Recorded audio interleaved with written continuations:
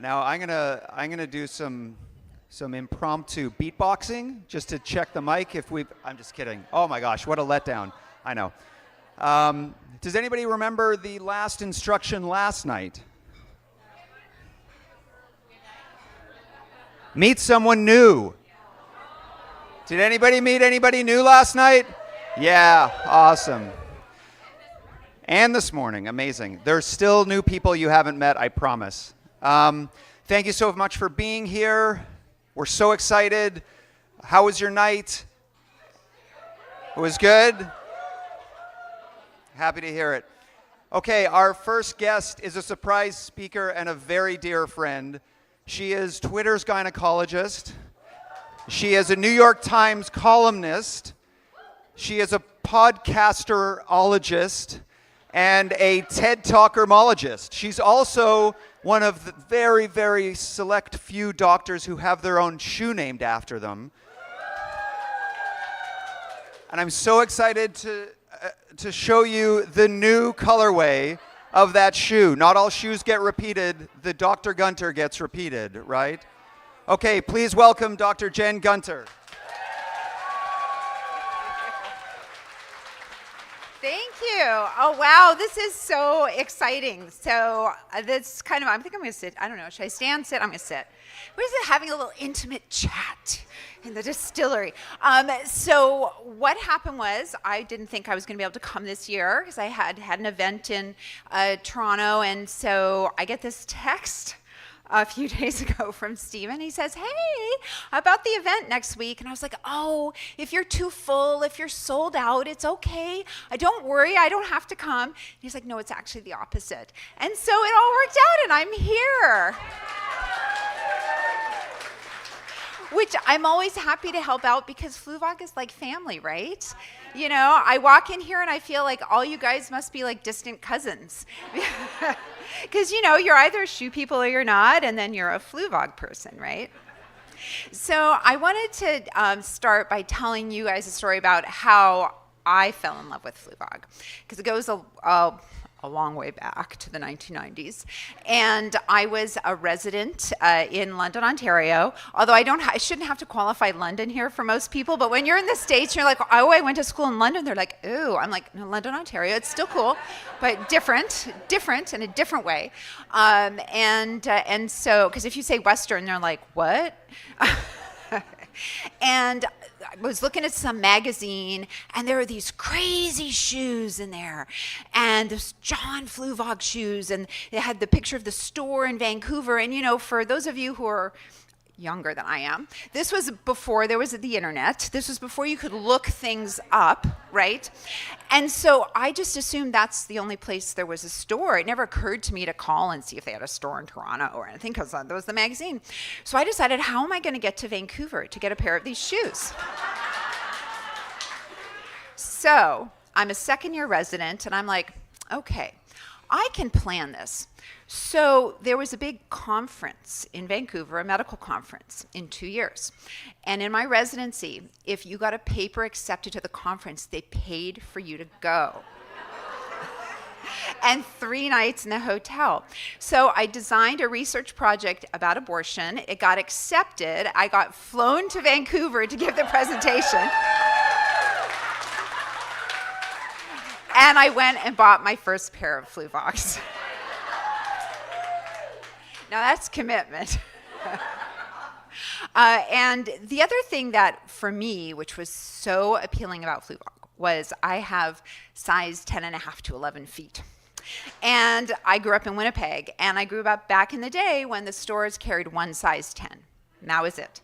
And so I would have to try to get into the size 10 shoes. And so a lot of you people with bigger feet understand the concept of, oh, these are tight, but I think they'll be okay. And they're never okay, right? They're never okay. And so the idea that there were shoes that actually fit my feet, that I could wear, that were comfortable and funky. And they started my Gunter's 17th rule. I actually have 20 rules. But the 17th rule is you can never have too many pair of clunky black shoes. But I branched out into colors now. And it's really interesting to me how shoes have actually been really useful for me in my medical training, or in my medical career, I would say, because, when you come to see the gynecologist, especially a gynecologist like me, because you're only coming to see me if you have a problem. I don't see people for annual exams. I'm only dealing with people who actually have complex issues, and other gynecologists haven't been able to help them, or other specialists. And so by the time it comes to see me, you think there's a lot wrong with you. And you also have probably had a lot of negative interactions with the healthcare system. So a lot of people come, and it's also very traumatic for a lot of people. Going to the gynecologist isn't always easy. And so I wear funky shoes every single day at work. And I would say 50% of the time, maybe even more, someone will say, "Oh my God, I love your shoes." I'll come sit down. "Hi, I'm Dr. Gunter. How are you?" Sit down. And they're like, "Oh, we have to talk about your shoes." And no matter how sick they feel, or how broken they feel, or how just stressed they feel, it's an amazing icebreaker. And so I say, "Oh, they're Fluevogs. John Fluevog, he has 2 stores here in San Francisco, one on the Hay Street, one I have my little talk, and these are this," and I tell them which name the shoes are, and then we have a little chat. And I have many patients who then left and gone to buy shoes, and many of my patients now who wear Fluevogs specifically wear them when they come for appointments. But that's the great thing about something like shoes. When you're a shoe person, or even if you're not a shoe person, you can still appreciate the beauty, right?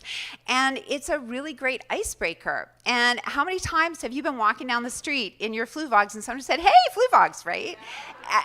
Everybody knows, everybody can tell. And what I find is so amazing that I'll even have people who are 17 who are seeing me, people who are 80 who are seeing me, and that love of shoes still comes out. And so that's a little bit about what Fluvog has meant to me. It has really meant to me as a physician as well, because that ability to sort of democratize the visit, to sort of have that icebreaker, to say that, hey, I'm a person, I'm not just a automaton that you're coming to see, because people don't want to see a computer, they don't want to see an AI doctor, they want to see a person, right? Because you want someone to understand how you feel. And so it's always amazing to me how people respond to it. And now, because I have so many patients who ask me about my shoes, I'm like, I have to try to remember, okay, what shoes did I wear when they were there last time? Okay. And then they're always like, "Are they comfortable?" I'm like, "Yes, I walked up 7 flights of stairs in them, because I'm on the 7th floor and I walk up the stairs every day." So, although I don't wear my Munsters for that, because while they are stunning and gorgeous, I'm not sure I could walk up 7 flights of stairs. Although where did I wear my Munsters? This is me like a Fluevog. Where did I wear these shoes? I have these spectacular Munsters that are open toe red with flowers. They're stunning. And for my son's birthday last year, I took him to the RuPaul's Drag Race show in Vegas. So he's a budding drag queen, and so that's where you go to pay homage to RuPaul, right? And so we went, and I wore that's where I wore my Munsters. And to impress my son, this really impressed him, was so we went, we got pictures with him afterwards, and all the girls were like, "Oh my God, I love your shoes. Where are they from?" And I was like, "They're John Fluevog." So, sort of the great equalizer. And I got him his first pair of Fluevogs last year in Ottawa, at the Ottawa store. So anyway, and then he was like, "Oh, are you going to get me another pair when you're in Toronto?" I said, "Well, sweetheart, you're 20. And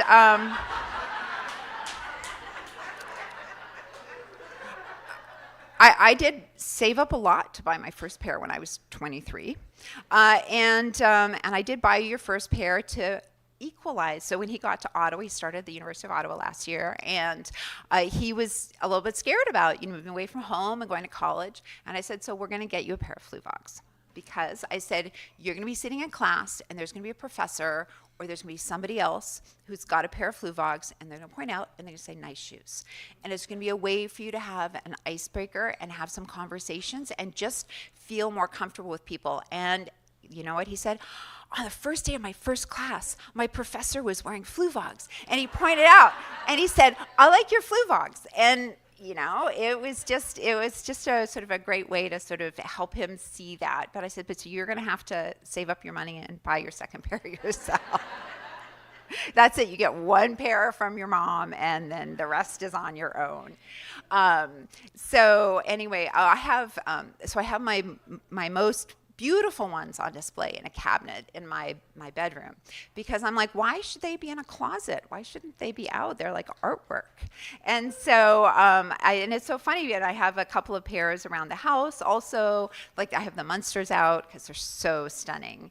And people are like, why do you have your shoes on display? I'm like, well, aren't they beautiful? And they're like, well, yeah, they are. Okay, isn't that like art? And they're like, oh yeah, it is. And aren't we now talking about it? Right. So it's always amazing how all of that, kind of comes into play. So that's my whole Fluevog history. And everybody asks, like, how did, online people are thinking, oh, did you just like call them up? I'm like, no, this has been a lifelong love affair for me.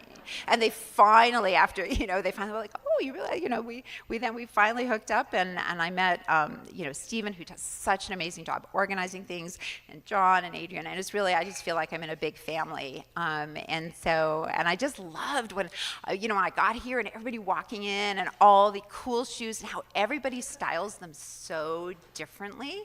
And that's just the thing, is you're allowed to sort of have your own kind of personality come out. So let's see. So what else do people like to hear? But so people do like to hear sometimes about my celebrity battles. Do you want to hear about that at all? People are always like, so why don't you write about Gwyneth Paltrow anymore? I'm like, well, I don't really like to punch down.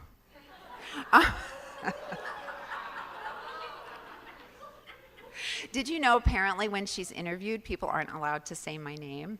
So that's why it's true. That's why they call me the Canadian doctor when they ask her questions about me, which I think is so funny. I'm like, really? Okay, whatever. So how did I get into being upset with Goop? Well, so many years ago, when I was sort of in my very early years of blogging, somebody sent me an article that was on Goop, and I think people don't really realize words mean things, right? They really mean things. And she had an article on Goop about bras causing breast cancer, which they obviously don't. But I'm like, what kind of asshole does that?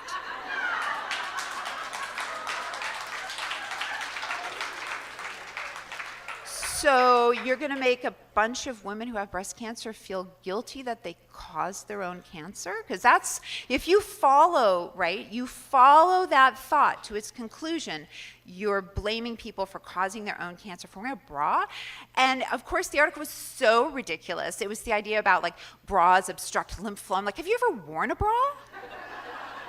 Because that's, not what they do. Like they're like, what are you talking about? That you're talking about like a medieval torture device. Like that's, and I know they might feel like that to some people, and not everybody likes them, and like my best friend hates them.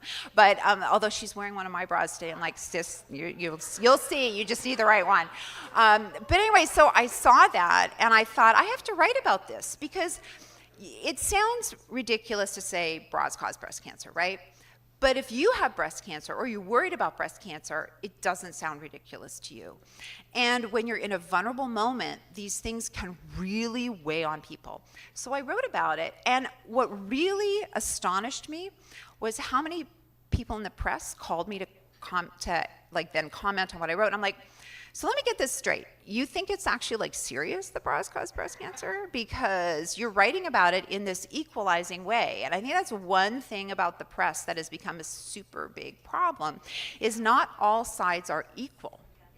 Both sides might be loud, but one side might have a valid point, and the other side may not have a valid point. And when you treat them equal, it makes the side that's not valid sound equal. Like, for example, if we were talking about the Earth and we had someone on from NASA, would you also have a flat earther on, and would you give them equal time, or would you say that's ridiculous? And so we had this conversation with a couple of reporters about, okay, but this is like not a normal person wouldn't write this article. A normal person wouldn't put this on their website. This isn't what like a good person does. This is what someone does who wants attention.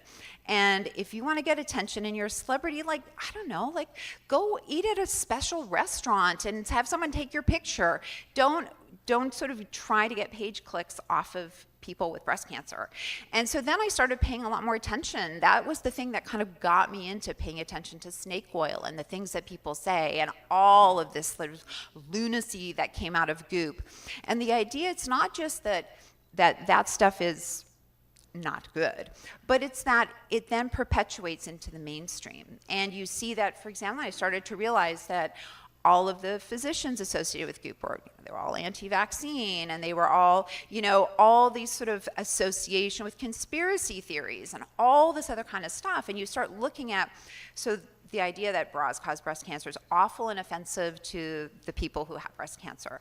But what happens is when you get page clicks, then it brings more attention, and the more people get exposed to the other negative content that's there. Like, for example, drinking raw goat's milk to cure parasites. Oh yeah, like, really? Okay, that sounds like have you heard of pasteurization? You know why we have it, right?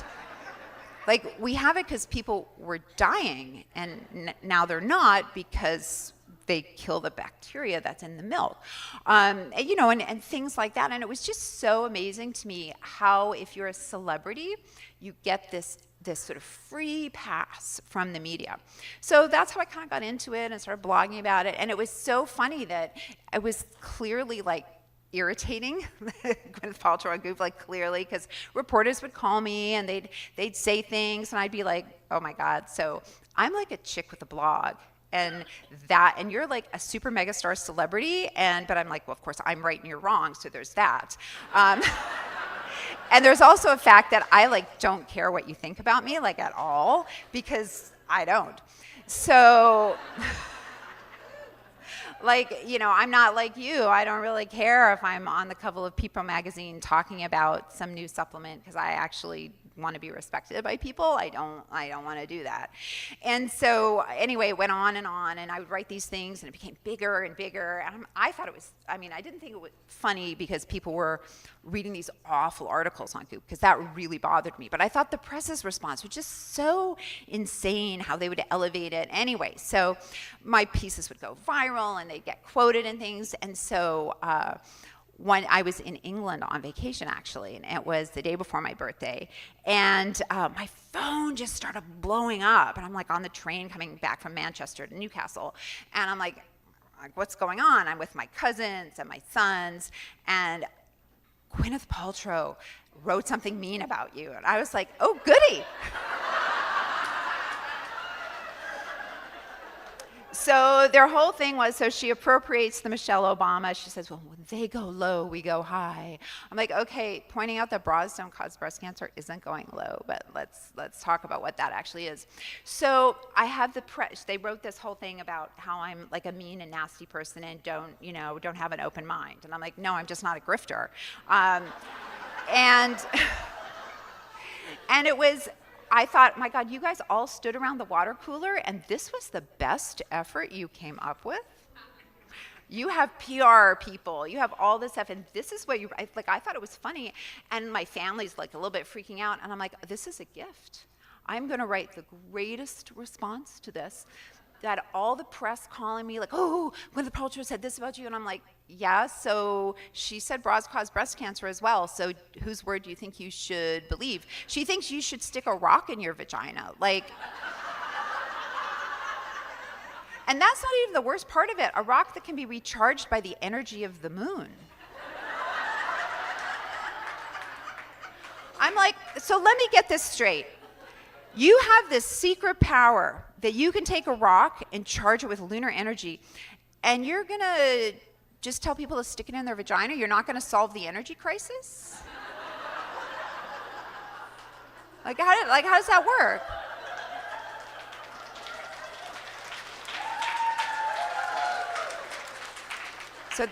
So that's why it's always important to follow thoughts all the way to the conclusion.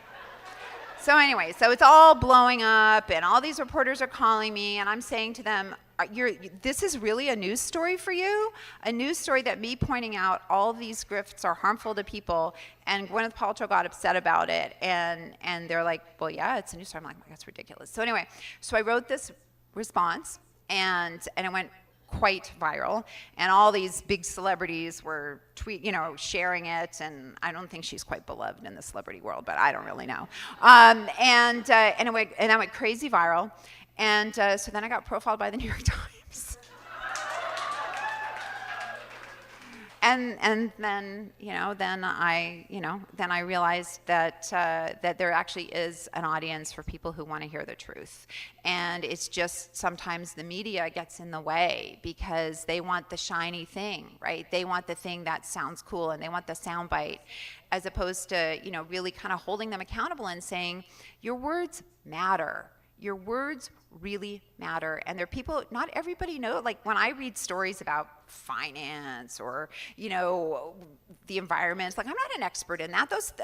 They could write something and be like, oh yeah, that sounds right, but I don't know. So I'm trusting them to sort of be honest and to not both sides the conversation when there aren't both sides. Sure, sometimes there are, but sometimes there aren't.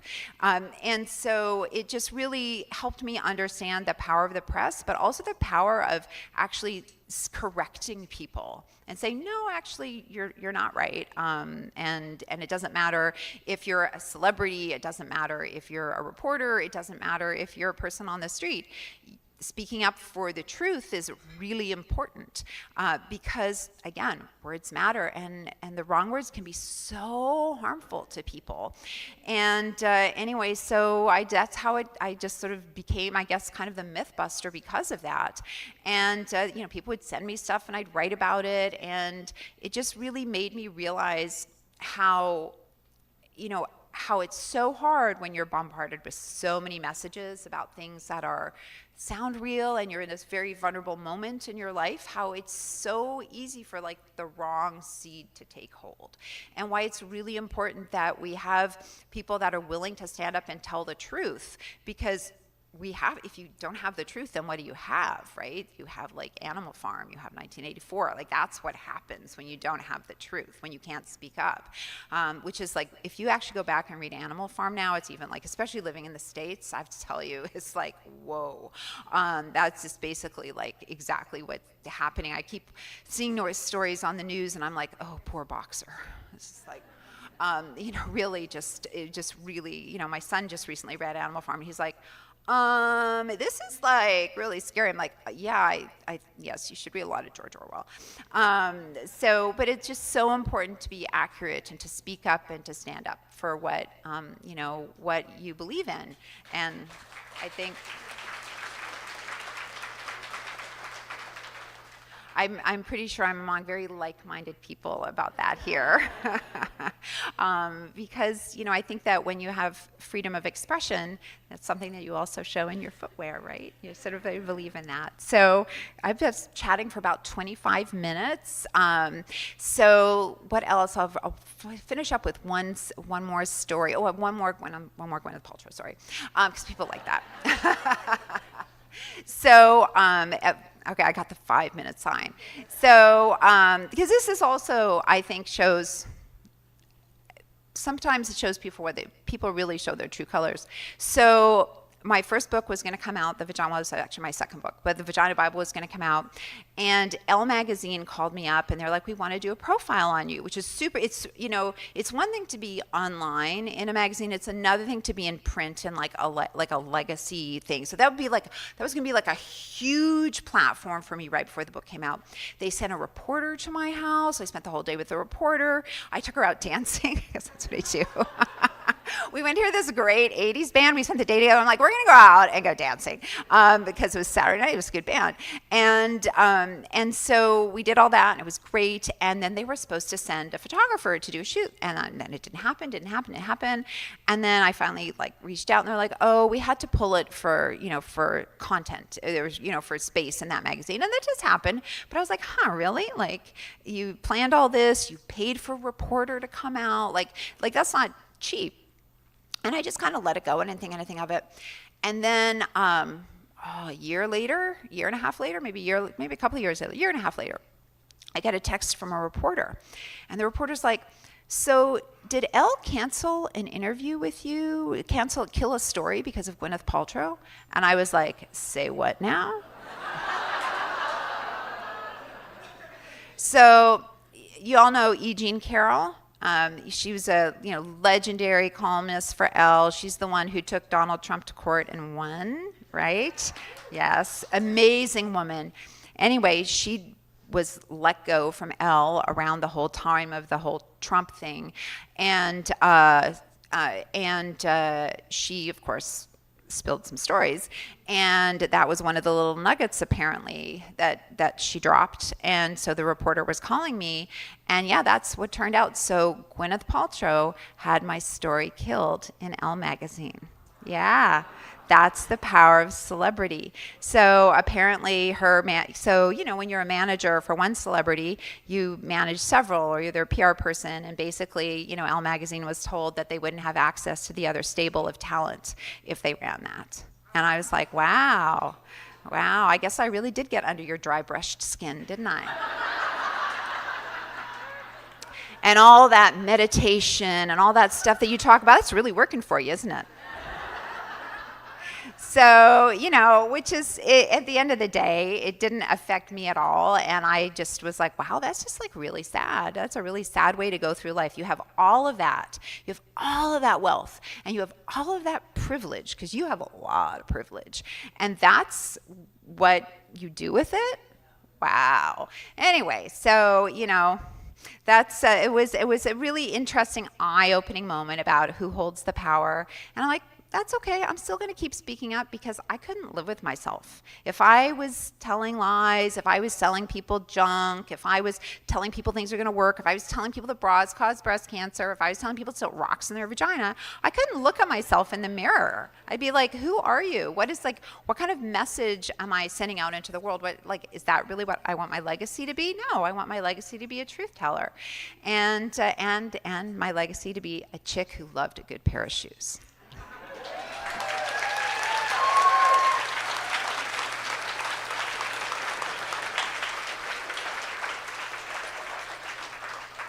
And so I think now I'm going to answer some questions, right? Okay. Is there like a roving microphone, like a Phil Donahue? Some of you are probably too young for that, but that was the thing. Like, that was a total thing. Phil would like run into like the audience, and he'd be like, and he runs around and he'd go, and it was all like and he was like, everywhere, and it was a real thing in the 80s. The 80s talk shows, like those afternoon shows, oh my God, weren't they? And they were just like the National Enquirer come to life on television. And there was Jenny, right? There was a Jenny. She was a Canadian girl, right? Yeah. And then so it was Phil Donahue, Jenny, Ricky Lake. Oh my God, yeah. It was a thing, right? And Maury Povich, and then. Yes. Okay, Raldo, right. Okay, we got a question. My name's Heather. I'm here from Philadelphia, Pennsylvania, and I have a somewhat technical question. I'm in healthcare, and I'm ashamed to say I don't follow your blog. And I think one of the problems with celebrity versus right is the technicality of it. How much do you use research, studies that were complete and stuff like that as part of the information that you share out to the people you're trying to help? Mm-hmm.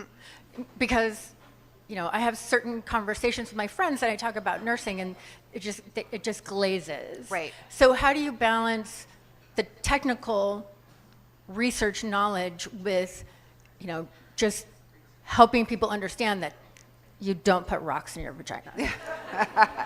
So there's that's a really good question. So actually studies tell us that when you use overly technical terms that people do glaze over. And, I always think, okay, when I go to the mechanic for my car, because I know nothing about cars. And he's like, oh, you're this, that, needs to be replaced, and this and that. And like third word in, I'm starting to panic. And I'm like, what are you talking about? And I've heard nothing. So for me, it's easy to understand the medical words because that's what I've been in my whole life. So I try to always think about my car analogy for myself when I'm talking to people. So it is a fine line to kind of balance how do you medically communicate enough so it's technically accurate with sort of taking away that sort of super academic filler. And so, I write a lot like the way I talk, which is Grammarly's always like, you don't phrase things like that. Well, sister, I do. And so I do write. I have a very conversational style, but I also have my references at the end for everything. So people I try to appeal to kind of like a whole range. So if you're somebody who just wants to come because hopefully you trust me and you don't want to go look everything up yourself, you're going to be able to get that content on my blog, which is called The Vagenda, by the way, with a J.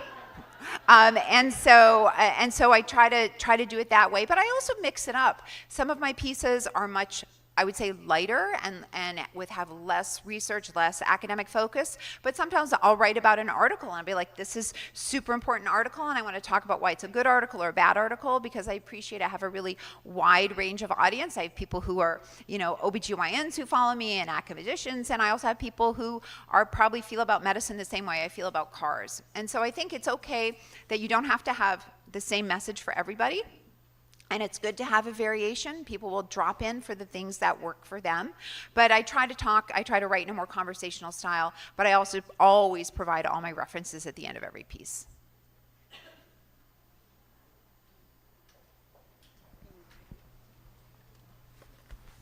Good morning. Hello. I'm so glad that you're here because I missed you last year and I was super sad about it. So you were a pleasant surprise.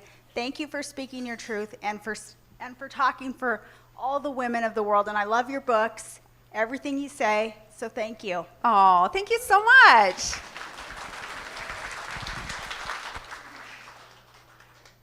Yeah, it was a great event last year. It was so much fun in Vancouver. So. Hi, I'm Mary Lou, and welcome to my hood. I'm from Toronto. Yeah. My question is, how do you find support, personally, for being a truth teller? Because it can be a lonely business and really hard. So how do you find support for telling truth? Because it's essential and not enough of us do it, because it's hard. Well, that's also a very good question. So I would say, first of all, it starts from a really strong sense of self. I know who I am, and if people say something to me and they're like nasty to me and it's just nasty, I'm like, I don't care. If somebody said something that was like I'd done something wrong, I would be mortified. So I think I have a good ability to distinguish between, was I factually inaccurate or cruel? And if that's the case, I want to change that, versus you just don't like what I say and I don't really care then. So I think that's a really important distinction for me. I also had the meanest mother on the planet. And Kara, my friend, has met her. She ruined my first wedding. I'm just telling you, that's a whole extra story. She made me cry right before going in. So that was really great. She's like the biggest, meanest narcissist in the world. Like, she would see me, I hadn't seen her like in a year, and she'd go, oh, is that hair on your top lip? Thank you. Thank you. Or my personal favorite, well, at least those glasses are better than your last ones. Okay, thank you, Mom. Thank you. So there's that, but I also have really good friends. I have a small collection of amazing friends who are very supportive, and I think that our friends want to help us more. We often don't talk about things with friends, but they're very supportive. And I also have an amazing partner, which is actually really new. Well, not really new. I've been with him for 4 years, but for a long time I had unamazing partners, which sucks. And I'm going to tell anybody, if you're ever thinking if you should get divorced, if you're thinking that, you should. But now I have I met the love of my life when I was like 53. So pretty all right. So I think, having a sense of self, really distinguishing when people are criticizing you, is that valid criticism or not? And if it's not valid criticism, who the fuck cares? It's hard though. It's hard. Like, it's hard, like when you hear it all the time. And sometimes I have to get off social media too, and I'm just like, okay, whatever. Or I'll ask, my husband, I'll say, okay, is this valid? And he'll be like, no. So, surround yourself with truth tellers as well. Hi there. My name's John. I'm from the Yukon. All right. And, I also don't wear a bra, and I could, and I don't have any issues with putting rocks anywhere, but I do have a shoe question for you. Okay. I am a self-proclaimed shoe whore, and I have quite a few pairs of fancy shoes. Now, my shoe game is usually great when I go out and everything, but I work in a construction industry, so I don't want to ruin all my good shoes. Right. So if I meet my wife at a restaurant or something right after work, she'll have her shoe game kicking, and I will not. Now, normally I do though. So if you go to work and your shoe game is off that day, do you get a lot of flack from people in your office? I just wanted to know.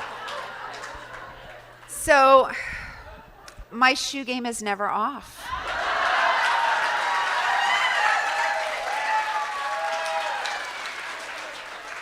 So, as a girl from Winnipeg, I learned early the concept of a shoe bag. Because if you were going out to the club in January, you're not going out in your shoes. I mean, your feet are freezing, there's salt everywhere, everything's getting ruined, and there's a coat check and you check your boots. So you invest in the concept of a shoe bag. And so it's so amazing to me, people who, like, in the States, this whole concept of a shoe bag, people are like, what are you talking about? I'm like, you don't have a shoe bag? Like, you need a shoe bag. Like, that's what you take. Like, if it's raining outside, I'll wear one of my super cute rubber boots, because I have a couple of pairs, and then I will change into my shoes. But so that's how I do it. I actually take shoes with me, because I'm not, like, if it's raining, I'm not going to wear my nice shoes outside. And then I have a couple of older pairs, like if it's like, oh, I'm not really sure if it's going to rain or not, so I'll wear those on that day. So, but yeah, shoe bag. I think, and actually, you know what, Fluevog, you guys need a shoe bag to buy. We need like funky shoe bags.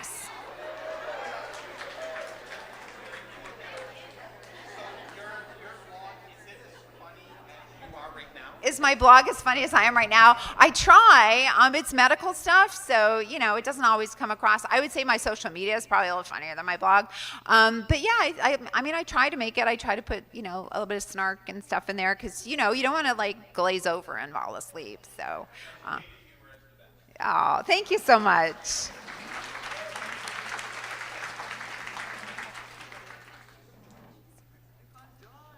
Can't see the lights. Like I'm like, oh.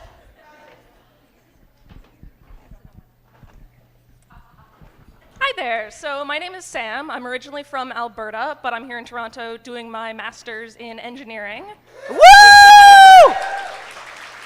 And so I've run into a lot of engineers who have questionable opinions on things in the realm of STEM, but not in their area of expertise.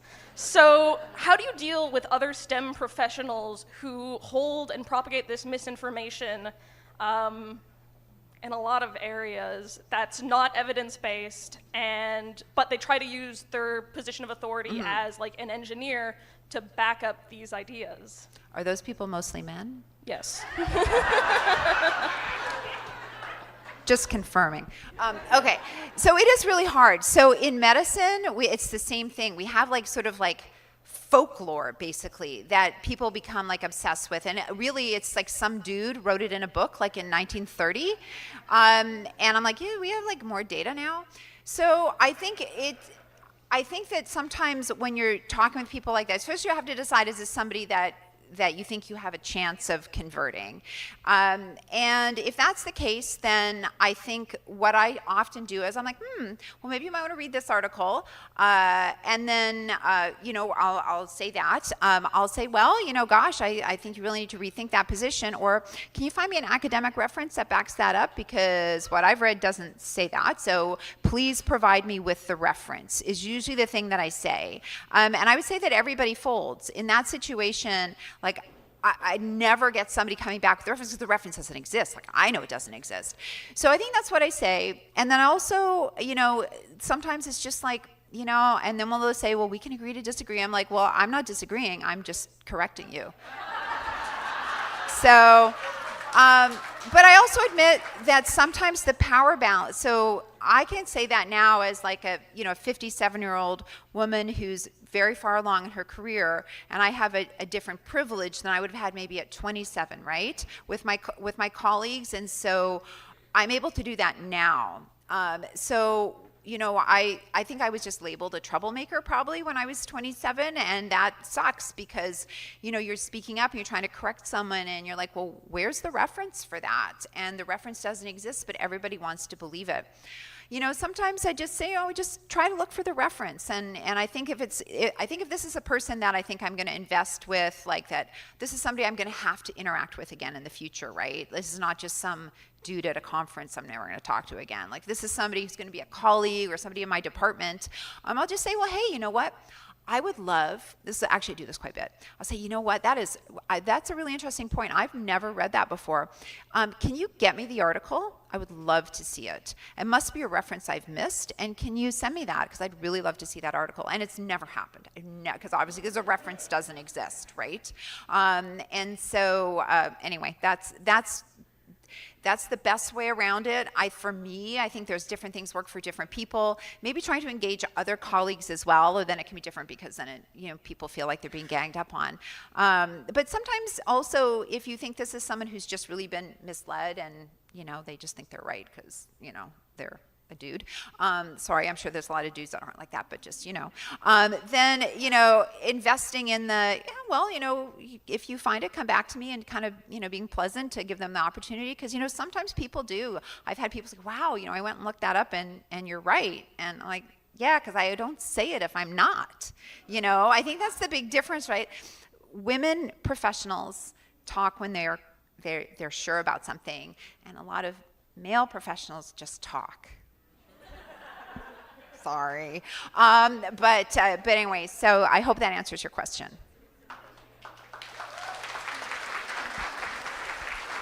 Thank you. Thanks so much. Let's hear it for Jen Gunter, everybody. Oh, my pleasure.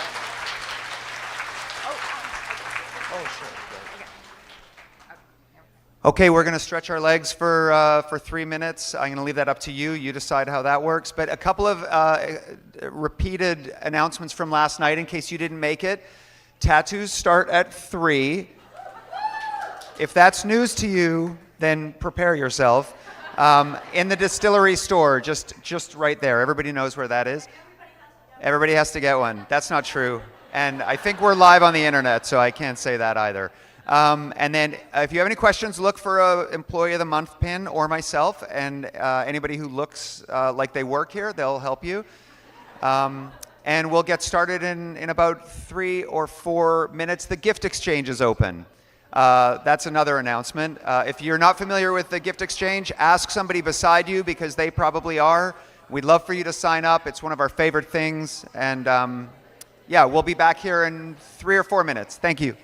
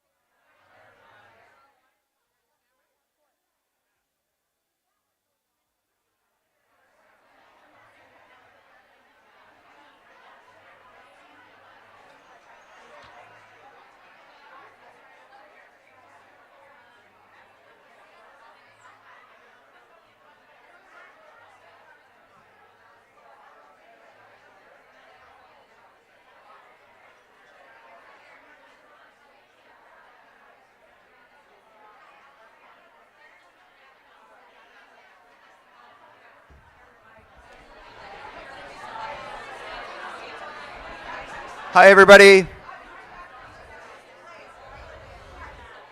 Hi, everyone. We're going to get started pretty soon. So our next keynote interview here, I've got a bit of a spoiler on my legs as to who it is. We were so excited to go and see Zandra's studio and museum in London, and after a lovely visit and a chat, arrived at the hotel room was a pair of jeans with Zandra prints, and they were perfectly in my size. Is that amazing or what? Before we introduce Zandra, I want to introduce to you an incredible expert in fashion and style. If anybody here knows the name Odessa Paloma Parker, they know that when she contributes to the Globe and Mail, it's the first story you read in the paper. Am I right? Maybe? We've got some fans here. Odessa is a Fluevog fan and really a great friend as well. She's an expert in so many fields. She's a writer, an editor, and an educator, and she is also a Zandra fan. So I bounce from Zandra to Zandra because I never know, and I'm self-conscious. But anyway, so I'd like to introduce you to Odessa Paloma Parker. Thanks, Stephen. I didn't realize that I should have added also doesn't wear a bra to my bios. So. There we are, folks. Good morning. I'm so excited today to speak with the one and only, the Dame Zandra Rhodes.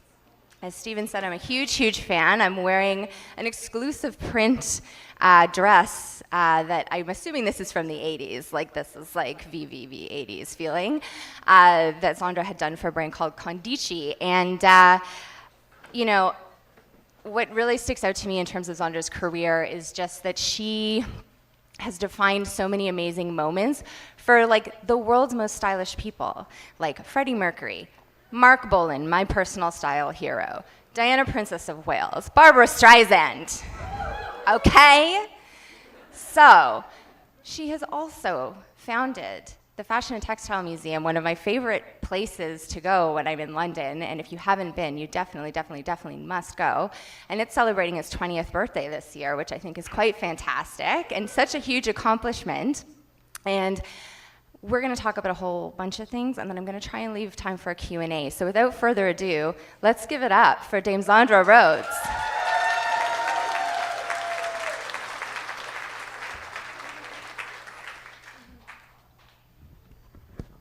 What an intro. Let's get excited. It's an exciting time, right? To be celebrating all things Fluevog, all things Zandra Rhodes. I mean, I think we need to start by asking Zandra, what are you wearing? Fluevogs.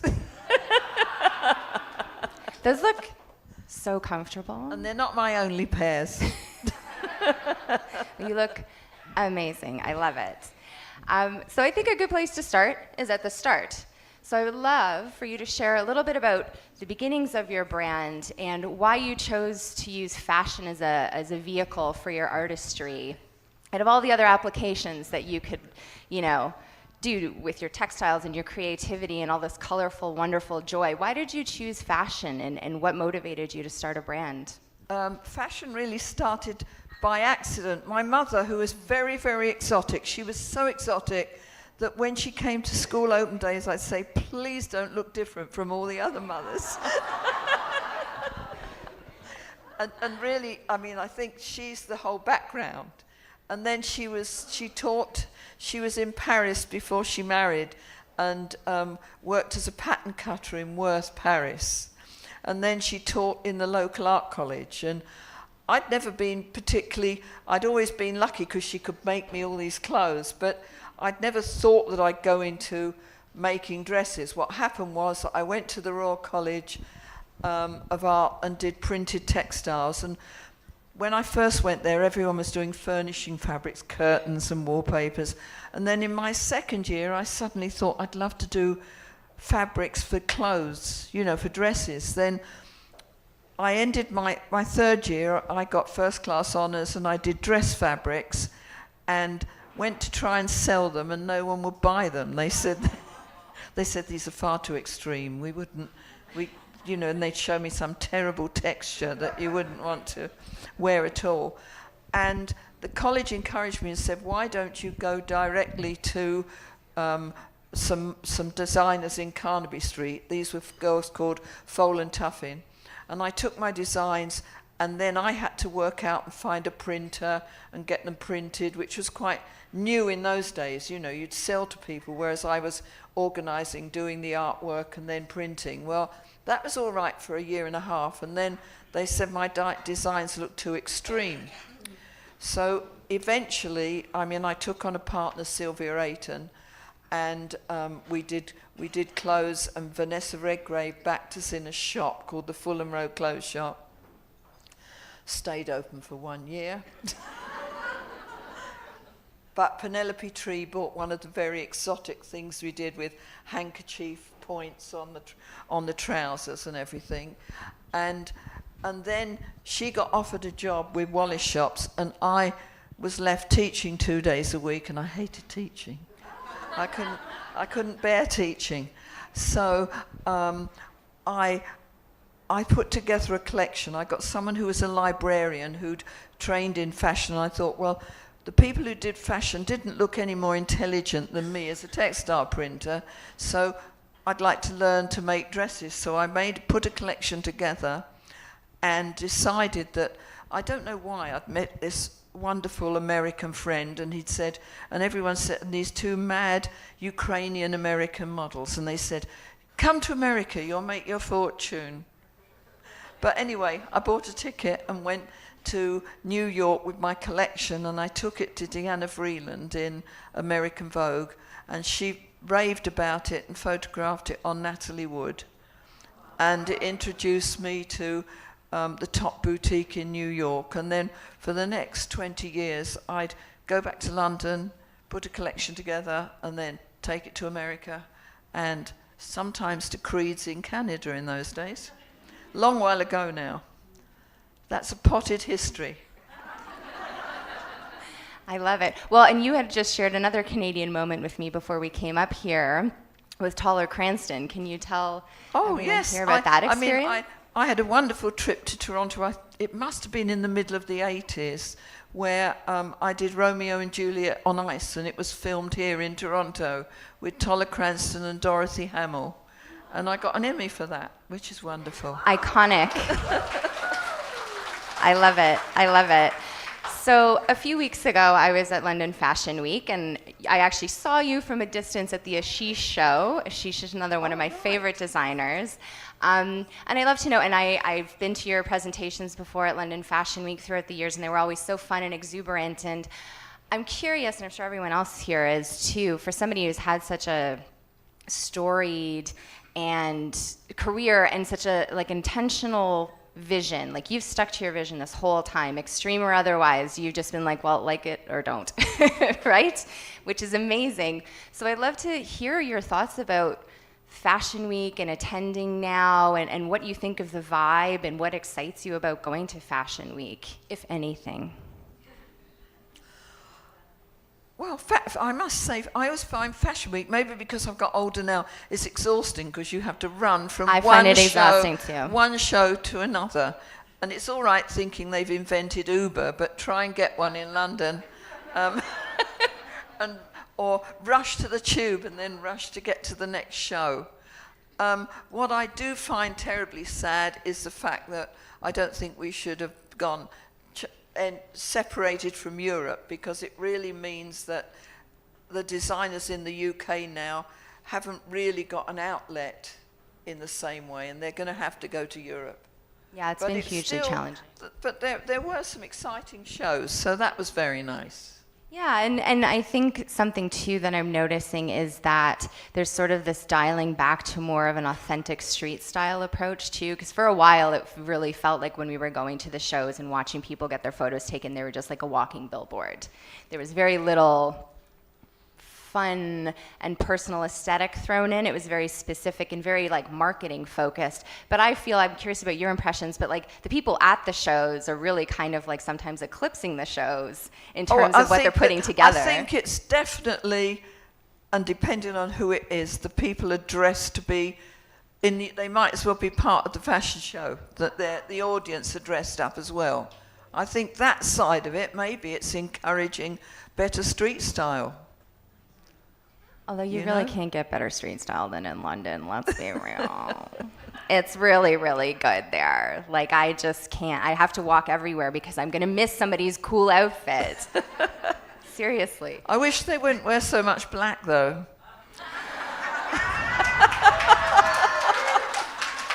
And of course, they don't have the joy of Fluevog in quite the same way. Very true. There should be a Fluevog store there.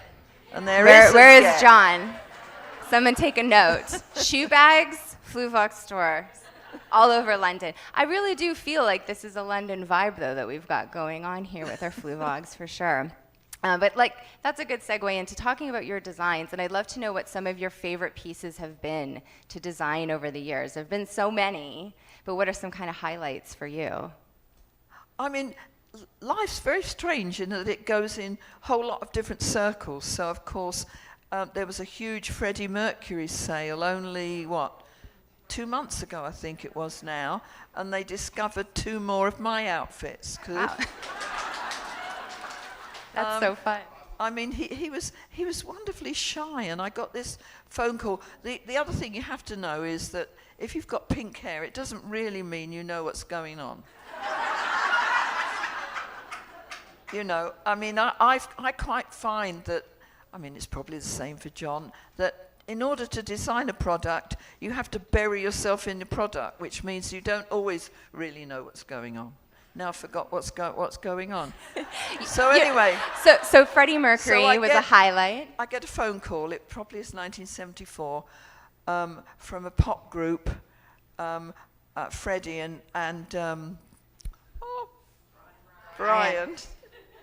See what I mean?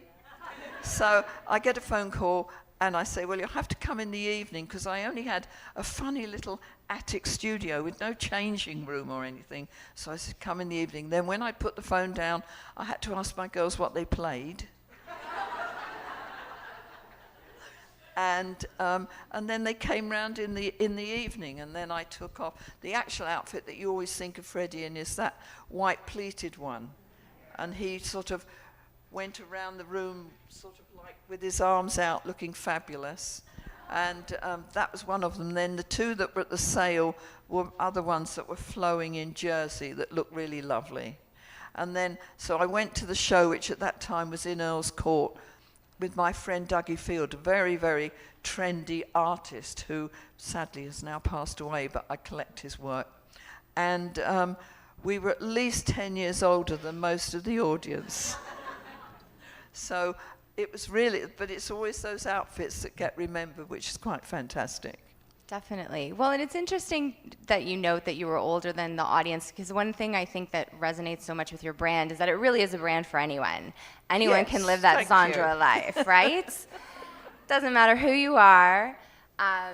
You've just got to love that. You can wear it in different ways. Exactly. And it's colourful, like the shoes. Exactly. So that's a good segue into a question I had for you about collaboration, because you've done many over your career. And I'm curious about why you enjoy collaborating with people, because as you mentioned, sort of when you're in the design process, you're sort of heads down and in your own world and in your own zone. So I would love to know what collaborations do for you as a creative person, and also working on collaborations throughout lockdowns and that sort of thing. Like, how did that impact your process? Well, COVID has been actually a very interesting thing because the whole world started to shut down. And then it meant that I looked around my world, because I was still shut in my studio at that time, and I thought, well, I'm going to catalogue all the time when I do designs, all my favourites. I try and keep maybe 10 favourites from every collection, and I just put them away in boxes. And it was only during COVID that we started to get them out. I had a small team, and we'd photograph everything, and we're trying to work out now what museums across the world should have them. And we found out that we got over 6,000 garments. Casual.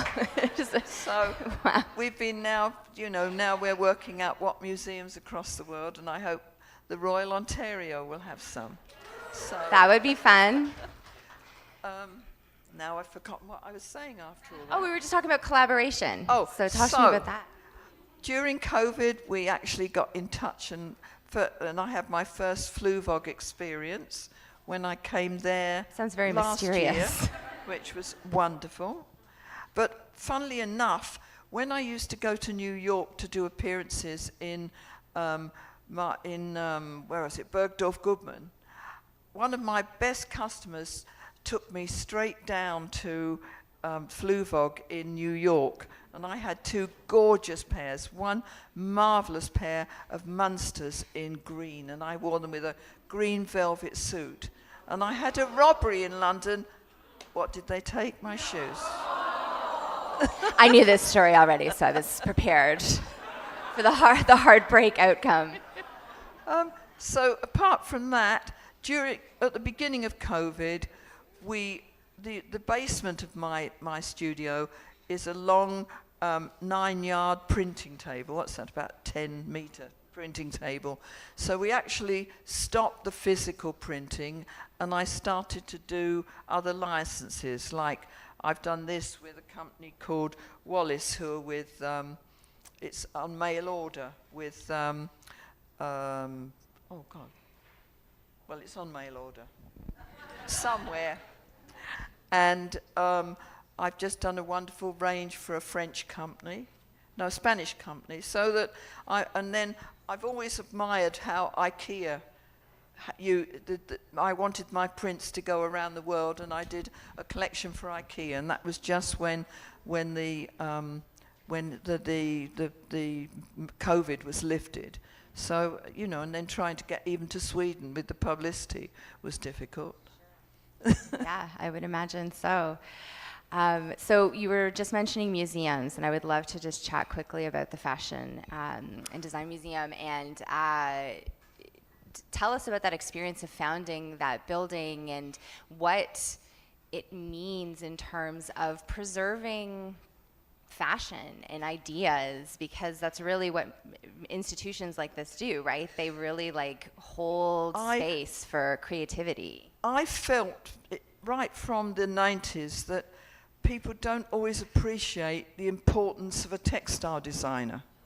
Like if you buy a wonderful Chanel suit, yes, Carl did a wonderful job, but some invisible weaver did that incredible weave that no one really thinks about. So I kept thinking, well, I'd like to have a museum that we could then, talk about the work that people do in the background of wonderful prints, apart from the garments. So I founded the Fashion Textile Museum, and it was opened in 2003. And we have And what color is it? It's orange and pink. Naturally. It's designed by Ricardo Legarreta in Mexico, and I thought that usually when people give you planning permission, as long as the building isn't too extreme, they never look at the colour in the plans. So that got passed, so I was able to open the Fashion and Textile Museum. And then we've had really wonderful different exhibitions, not just anything of mine. We had a wonderful Warhol fabric exhibition. Yeah. Of like Andy Warhol, before he became Warhol as such, did wonderful prints in those ink blot drawings of little things like ice creams and little shoes. So it's a wonderful 50s print exhibition that we had and it will eventually go to the Warhol Museum in Pittsburgh. Amazing. Well, one of my favorite ever museum exhibitions was actually at the Fashion and Textile Museum, and it was the On a Sui show from a few years ago. And that's travelled all around the world. Yeah, it was awesome. And sadly, Anna's not here, but you've got some of her shoes as well in Fluevog. Yeah, that was such a wonderful exhibition. So when you're in London, Fashion and Textile Museum, must visit. So I have one last question for you before we open up to the floor, but I would love to know what advice you might have for anyone here. And I mean, certainly at the beginning of our conversation when you were talking about the sort of non-linear journey of your own path. I would love to know what advice you have for people in terms of approaching a creative career or just sticking to your vision for so many years and being successful at it. Like, how do you maintain that? I think for anyone starting on a career, I mean, one hopes that one's lucky enough not to lose sense of direction, and that's easy enough. And I think the world is very tough. But I think that you say to yourself, if you want to do something, I think you have to do it in a very, very determined way. And you have to be prepared for people to possibly laugh at you. And I also say, it's a bit like Alice in Wonderland when you've got all those jars up in front of you. And you say, well, whether you want to be a famous designer or whatever, and so you take the bottle down, you swallow the pill, but unfortunately once you've swallowed it, you can't sick it up again. So if there's a party going, I mean, you have to take the choice. Maybe you've got to stay behind and finish a collection or write an article.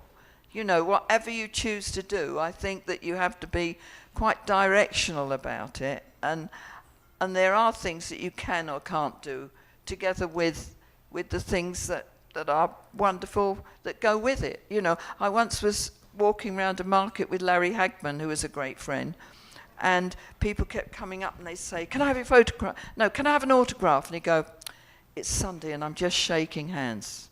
And he just sort of got away, you know what I mean? You just have to try and work out a way round where you can do what you want, which is going to have sacrifices, and hope that with your group of friends the sacrifices work out and it all goes through. I mean, I get wonderful pluses like being here, wearing my Fluevog shoes. And I think in the world of today, these are all wonderful pluses that make our life wonderful. And all of you come to this whole thing. It's fantastic. I agree. So let's open up the floor for some questions. So we have a few online questions first. Oh my gosh, no homework here. You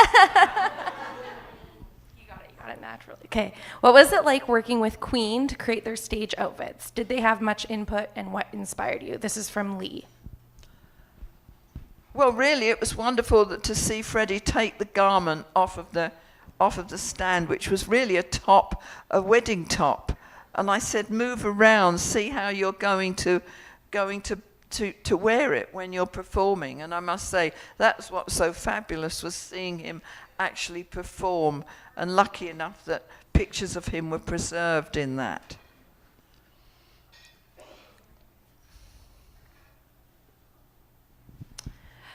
What makes something timeless when it comes to fashion? This is from Rowena. What makes something famous? Timeless when it comes to fashion. I still think that's a matter of luck. Because, you know, you can design something and it can look terribly extreme, and then somehow it slightly fits in. Like, you know, people think of me and call me sometimes the Princess of Punk because I did a punk collection. But I had a very exclusive shop in Mayfair in London where we'd been selling printed chiffon dresses. And I did the collection with the tears and safety pins, and we put them in the window. And my partner, a wonderful older woman, she was probably not as old as I am now, but anyway. And she said, we have to do this with great style, and we put them in the window, and we didn't sell anything. So it might have made all that publicity, and it might go down in history, but the dress that Elizabeth Hurley wore 10 years later with the safety pins, that was done by Versace, and then Susie Menkes, the top fashion writer, said Zandra did a dress like this 10 years ago, and she was banned from his collection for a year, only a year. So, you know, you get remembered for things, but they're not necessarily the things that earned any money, but they're things. And then when Harold Coder retired from the Met, the one thing he requested for the Met to have in their collection was my white punk wedding dress. So it's got a home to go to.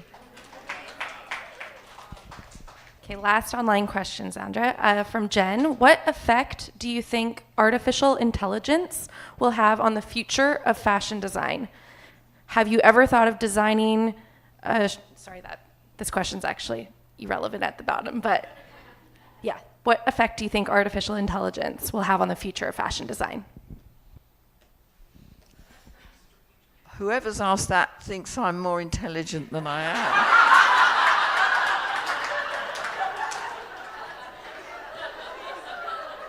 I'm not quite sure. How would you answer that question? There's a lot of different ways. I mean, I've definitely seen some positive approaches to it. But, I think the human brain is so interesting and you can't really ultimately replicate it. And I think especially when you're talking about like an oeuvre such as Zandra's, like it's hard to say. Like you really seem to absorb a lot of energy from a lot of different influences, and I just don't know how a machine can do that. I mean, I'm still not that confident on a computer. I mean, someone was commenting the other day, we've just done a wonderful new job with this Spanish company, and I didn't like the way the daisies have been arranged, and I'd already come over to here. So I wrote her a letter. What I do, I write, and then I photograph it, and then email it.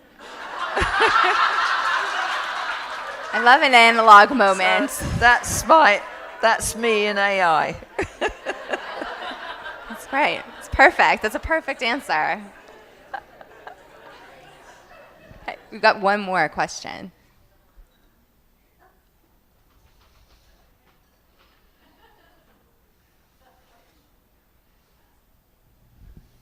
Hi. So my amazing boyfriend had this scarf made from one of your IKEA fabrics, and we're sort of wondering, was that one and done? Can we expect more along those lines where we can access your fabrics and make wonderful things? Oh, well, I hope I find... I mean, IKEA, sadly, only do one-offs. So they did one season where we did one with a length of fabric that you could cut out and make your own, and all sorts of things like that. So I just have to hope I can get with some other company that would do something that is sort of like worldwide, because that was fabulous, and I knew that it was going to be in London, it was going to be in Spain, and that was what was so fantastic about that organization, But at least you've got your Fluevogs all over the place. Exactly. Thank you so much, Zandra, for sharing so much wisdom and hilarity on this Saturday morning. It was wonderful. Well, I have to say, it's just it's inspirational just seeing all of you audience come in and see everyone taking such pride in a brand. Because that's what life's all about. It gives you something different. It's not something that you just order and you don't care about. And that's inspirational in itself. Definitely, definitely.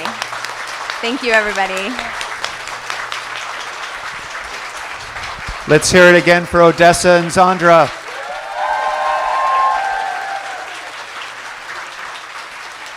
Okay, we'll be back in 5 minutes with George and John. Please stretch your legs, grab something, and come back. Thank you.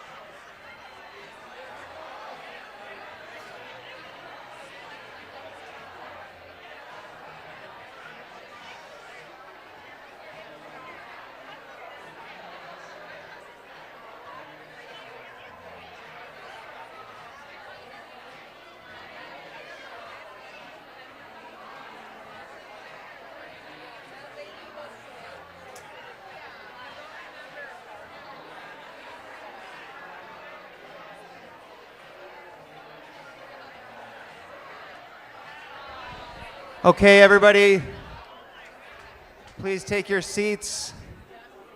All good. Either one of these two is great. If there were really any two people here that need no introduction, it's these two gentlemen. Let's hear it for John Fluevog and George Clinton.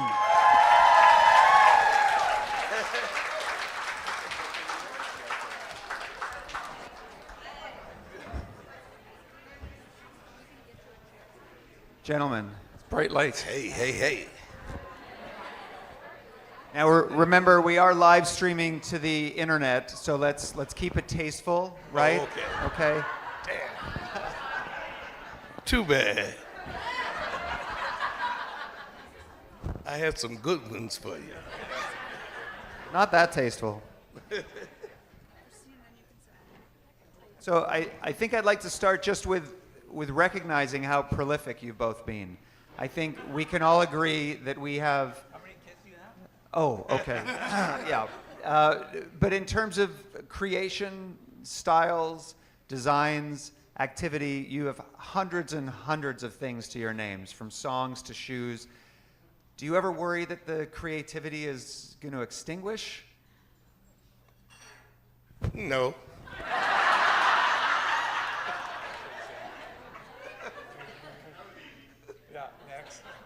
Okay, let's move on then to, thank you, that's great, yeah. Okay, well let's talk about that though then. How do you know when it's finished or when it's done? When you're working on a song or a shoe, you add one little thing here, you are in the studio, you add another hi-hat over here, or the levels aren't right, or you're changing this and that. How do you know when it's done?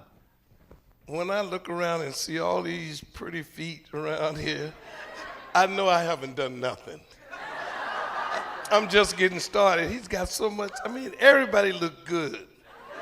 I mean, if it's music, whenever somebody new come along and do stuff that I really like, you know, like y'all got a guy up here named Drake, Kendrick Lamar. When I hear people like that comes along and I say, damn, I thought I'd done something. You always find somebody come along with a new version of it and make me inspired and want to start all over again. Thank you. What I wished with George here is I wish behind us we could have George's artwork. Because George is not only a musician, obviously, and has been all his life, he's an amazing artist. And I think when you're in the arts, you're in the arts. And I believe we are all artists, every one of us. And I would just, I wish we could celebrate his visual arts. He was showing me on his phone some of the things he's been drawing.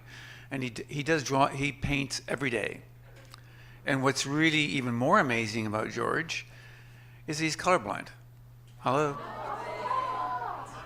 That's the excuse.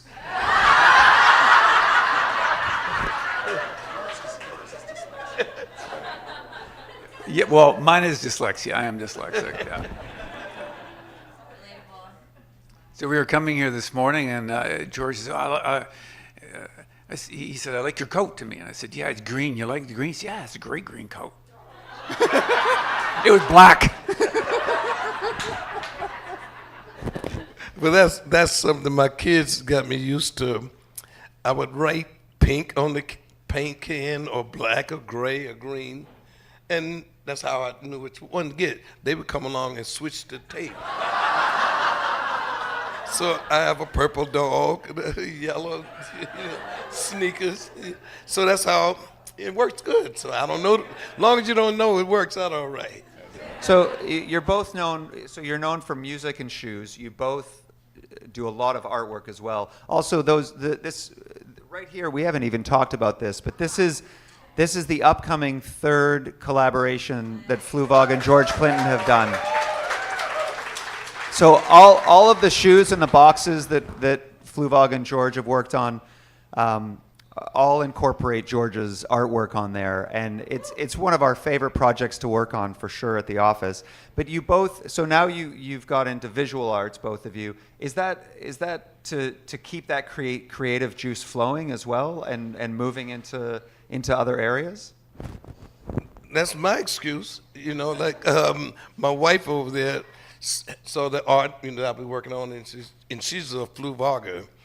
Fluevogism, you know, it's an ism now, you know. She has every pair that, you know, and so she said, I'm gonna take your design and see if I can get you a collaboration. And we was in New Orleans, and she went there, and next thing I know, we had a collaboration. I was like, damn, and not only that, the shoes, her shoes, I loved because they reminded me of the time when I used to live here in Toronto and out in Mississauga. I used to go, I told John, on Yonge Street, and there was a store, Master John and Mr. Man.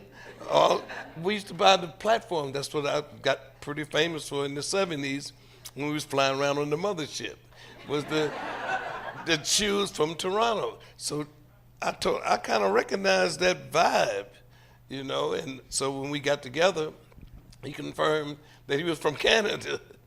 And so it made it all the more, you know, right. So now, seeing all you guys here with all these shoes on, I feel at home again. I can also see Arabella is staring at me now, and it's important that I mention that these won't be available until the spring, summer. Yeah. Can you tell? I get to wear them. Yeah, these are the only pair that exist. Can you tell us a little more about this great city that we're in and what it means to both of you? You go first. Oh, you lived here. I just, I remember, not much sometimes. Well, I came here, I think, 86, and I opened my first store on Queen West. And I remember building the store myself, coming with a saw and hammer, and I did that because I didn't have the money, I guess. And I was just wanted to do things myself because I wanted it the way I wanted it. And I built this rather weird, eclectic shop. And I think back then there was a difference between Toronto and Vancouver. Toronto is always a bit more corporate. And Vancouver is a little bit more freewheeling, we'll say. And I think it was, my shop was pretty odd.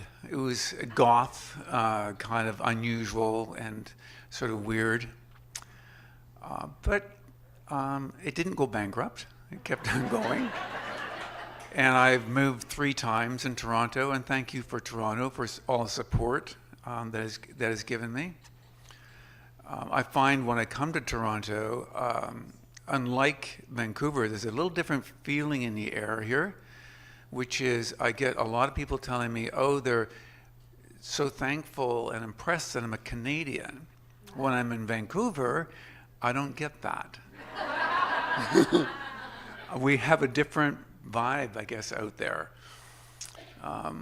But so I'm proud to be Canadian, and I'm very thankful that I, like I say, had been accepted here, and I've been here since '86, and we, as you know, we have 2 stores here, and it's just wonderful to be able to be myself. And how I put things together and what I do and be accepted for that. And that's what I like about learning, as I've learned through the years to understand my own creativity, because I didn't grow up thinking I was creative. I didn't really know even what that was till I was in my early 30s, believe it or not. I didn't know I could draw until I was in my 30s. It seems odd and weird, but it's true. So it's been, for me, the company has been an expression of me finding out about myself and being in Toronto here, finding out the people that my unique way of looking at things is accepted. And I'm just so thankful to be still here and still doing it.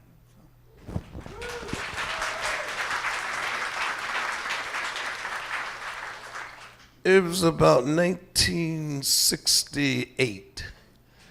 We came here. We had a hit record called I Want to Testify.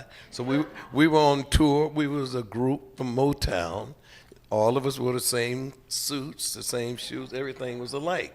I was a barber, so I actually was aware of styles. No matter what kind of style it was, I was impartial to any of it because it came and went. You know, being a barber, you had to adjust to whatever the new styles was. So once we got out there and got a hit record, as soon as we got the hit record, the era was changing from the Motown stuff to now it was the English rock and roll was taking over. The Beatles and Sgt. Pepper and Jimi Hendrix, all of that era was beginning happening, and I realized, oh, we got to change to keep up with the times. So when we came to Toronto, the platform boots and the bell-bottom pants, all of that was happening, but we had to put our own twist to it. So right on Yonge Street, we was running up and down the place, seeing all the new styles, and we caught on to it pretty good. And from then on, we made it famous back at home. Once we started wearing the platforms, and I had a spaceship. And matter of fact, I went to Broadway and got the guy named Larry Legaspi to make the Broadway version of it. So we got blamed for being creative in the whole style. We had got it from here. And Toronto was like our secret weapon.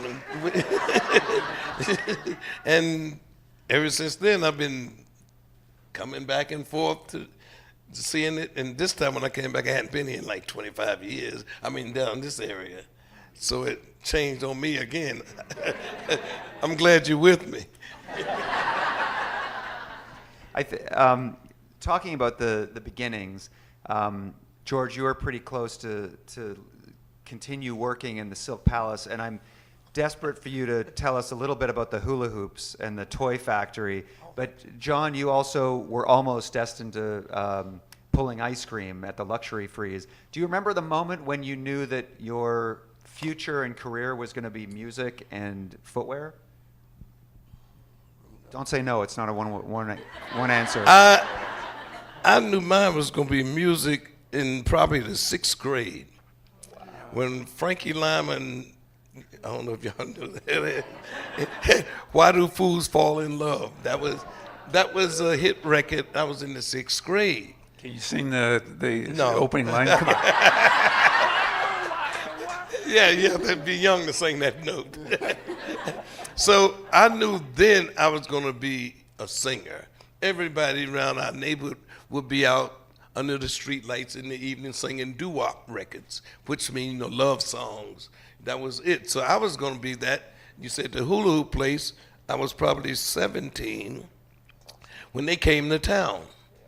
And we wasn't letting them open up no factory in our hood, and we didn't have a job. But it was supposed to be for older people. But in those days, the kids ran the streets. So we just helped them unload the machinery, helped them get together, and we realized they didn't have nobody to work. I mean, I got all my friends that we ordinarily be what you call gang related. But 17, we got a job making hula hoops. And it was such a phenomenon that we had no idea what the hell this was. But they were selling them so many so fast. We sold them in the hood. They couldn't sell them. We wouldn't let them sell, but we made them for the rest of the world. We made so many so fast that they had to get 2 other buildings to store them in. We worked our way out of a job because the kids, we were 17, but we got the kids like 9 and 10 to actually do the work. Because they had fun taking a strip of plastic, one on one end and one on the other, running together to each other with a little piece of cork in one end, putting it together. And we take one of the older people to staple them with a staple gun. We wouldn't let the kids use the staple gun. But they would do the stapling, but we made so many so fast that we worked ourselves out of a job. That was Whammo. They became really famous after that, making dolls and slinkies and paddle balls. That was the company. We ran the place until, like I said, we ran ourselves out of a job. I love that story. John, do you remember when you knew you were going to move into footwear for the rest of until now? How about that? I kind of evolved. I think I ended up in the shoe business because I'm dyslexic and I couldn't get into university. And I couldn't go to higher education because I can't transfer one bit of information from one page to the other and have it look the same. It's always going to have a little change, or something's going to be turned around. So I started working in a shoe store.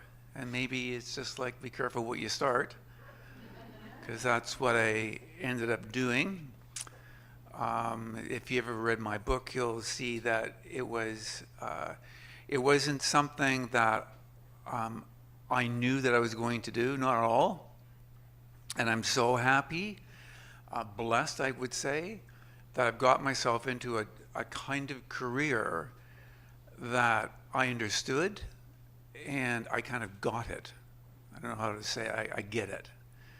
And I didn't need what I do. I don't need to transfer information. I have other people that do that, fortunately. Thank you, Stephen. So and over the years, my career evolved. I took my first 10 years of life, of my working career, I worked in a shoe store. That's what I did. I worked and I ran the stores, and Peter, my then partner, was sort of looking after the stores, and it wasn't until I was 30 that I started my own, and it wasn't until I was 35 or ish that I was in a crisis and a financial crisis, that I was forced to actually forced to be creative.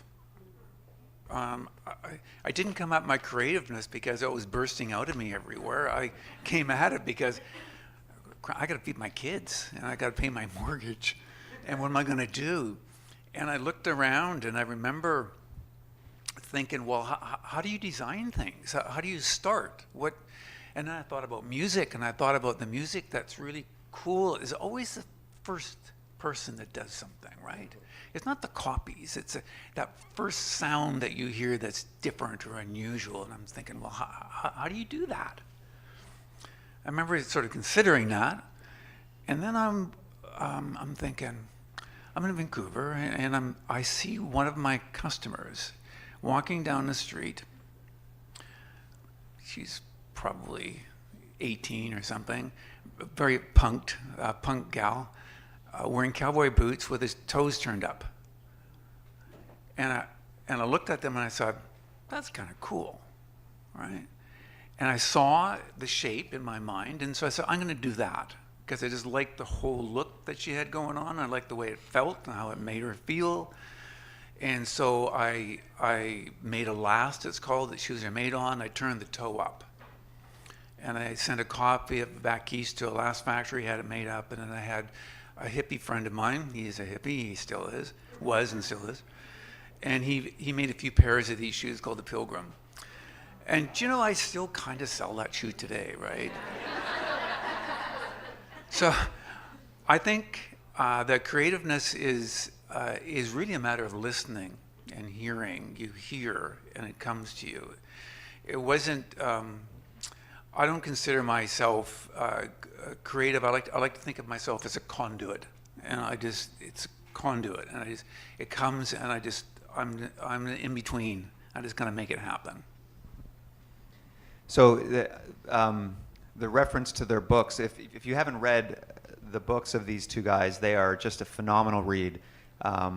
There's so much in both of them, and you mentioned diversity. I wonder, is creativity a reaction to diversity in these cases? Because you've both faced real challenges in your careers. Honestly, like I knew I was going to be a musician. I knew I was going to be a singer. Everything I did had to be around that to supplement that. Even the hula hoop thing, I would do that so I would still be able to go to New York and try to audition. When I had the barbershop, It was the same thing. I would get out early, have my customers ready to get their hair done, and I get an audition. I could tell somebody in the other chair, take care of my customer while I go to New York. So everything I was doing was around doing the music.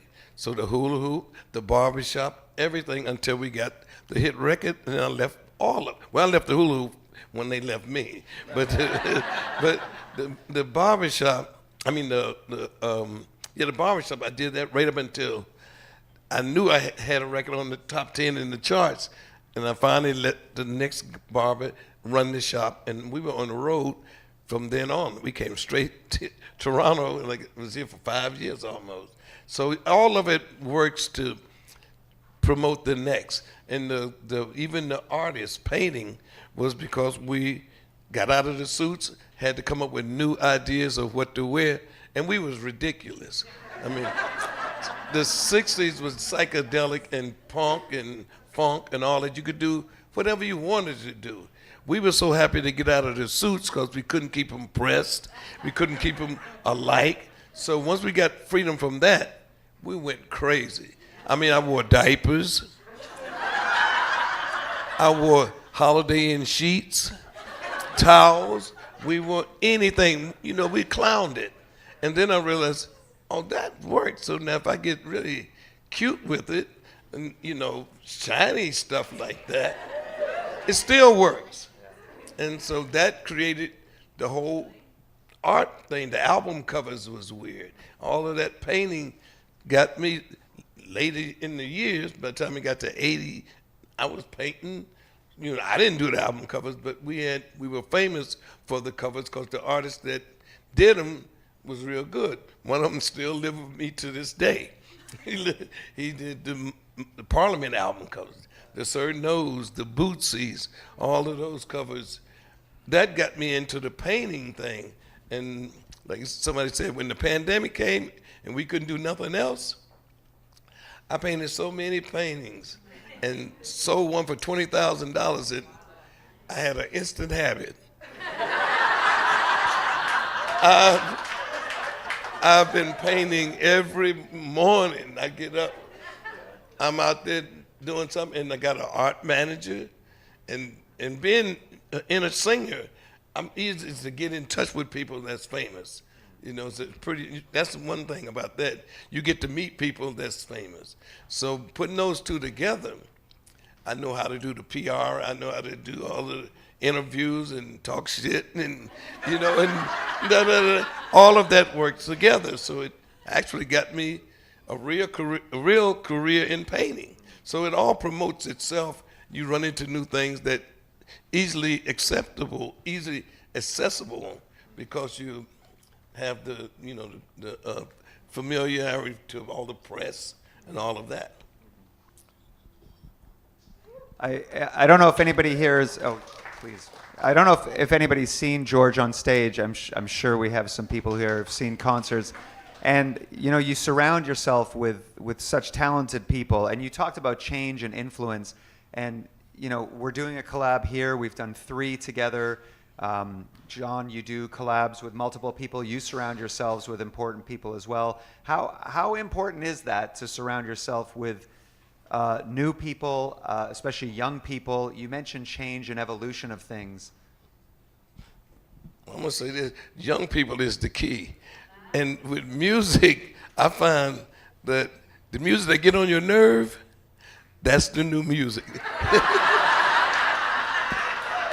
That's the music you want to be in touch with. I need you to remember the one that. that really gets on your nerve, because if it gets on your nerve and you don't do anything about it, mean you're getting old.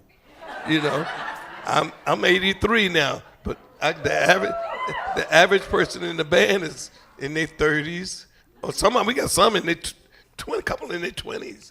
You know, but I find that keeps you in touch with the next generation. If you got an eye on, like I said, what's getting on your nerve, if you let that be your key, you'll be right in time with everybody.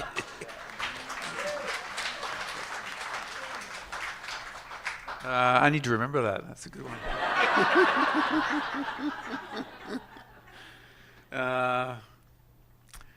Inspiration, people.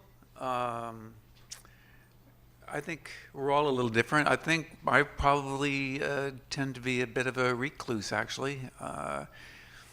And I find that my most creative times are my quiet times.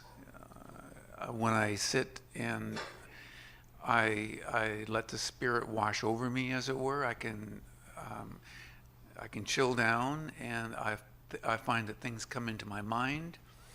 And I always have a piece of paper beside me because I pay attention to those little things. And it's sort of like I do it in the morning generally. And I find that my frame of mind and my mental health and my whole day is dictated by what I do in that time. And like I say, I pay attention to them. I'll write them down. And it's sort of like my marching orders for the day. So so in that sense, I'm not that social. I'm probably a bit of an introvert, in fact. But that's okay, because that's where I get my charge. I get a recharge. It comes from here, so. And there. Yeah.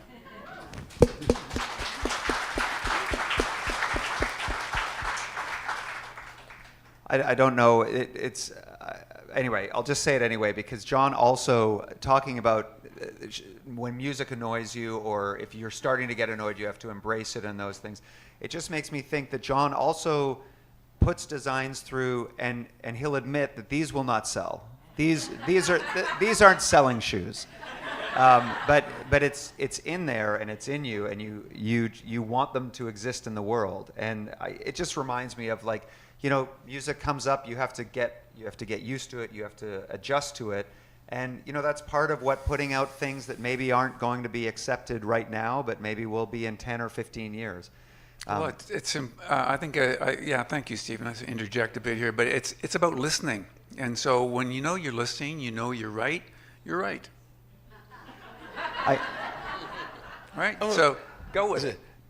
Somebody brought an album for me to sign a few minutes ago. It was called Free Your Mind, Your Ass Will Follow.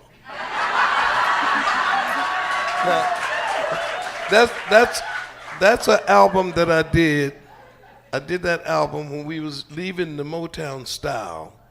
And I know we had to go from the pretty, clear, clean-cut singing to rock and roll, which was loud, aggressive, you know, feedback, you know, everything that the other music wasn't. And we had to do that, and usually you would ease into it. No, I'm just gonna make this statement right now so they know what we, you know, in that particular time, Trinity Chemical Substance was acid. We tripped out, went in the studio and did that album in 3 days.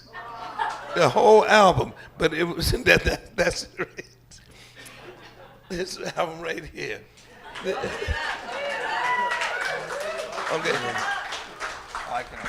You know, you can. Okay.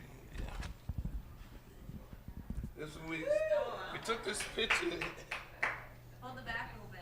Please do the whole. Oh, the whole back. Okay. Once we did this album, that was letting everybody know that we were going totally against what we had been before. Right after this, we did one called Maggot Brain. We were right here in Manta Sound Recording Studio, right in Toronto. As we were staying here then, you can see all the liner notes. That's where we were from. We knew we were changing. It was changing drastically. We didn't want to have to go back and explain it. Free Your Mind, Your Ass Will Follow, let you know it was going. We knew it wasn't going to sell because we did it extremely, you know, it wasn't commercial. 30 years later, when I met the Red Hot Chili Peppers, they was like 17, 18 themselves. This was their favorite record. This is what they were into, and they was calling it punk rock. We had worked with Iggy Pop, you know, right when they first came out. That was the era, that's what we designed it for, to be that next generation. We knew eventually, because music comes back every 20 years, and some new people get it, and it's brand new to them. But whatever was happening back then. This one let me know I was right on that. Because it's popular now. I had just re-recorded it. You know, just because it's that old now. It's 60 years old. What did Zandra say about taking the pill or deciding or committing to I don't remember exactly what her words were, but that's the same thing with both the shoes and the music. One last question, and then we'll go to a Q&A. Can you tell us something, and I'm just dropping these on you, you haven't prepared or anything, but can you tell us something that's got you excited that's out there now about your industry or moving forward? What really charges you that you see out there now? Probably the internet. You know, before you had to go to radio stations and talk to the DJs and the program directors to get your record played. There's something called payola and height. All that's always been a part of it. And the record companies had to do it. Excuse me. Today, kids do it themselves.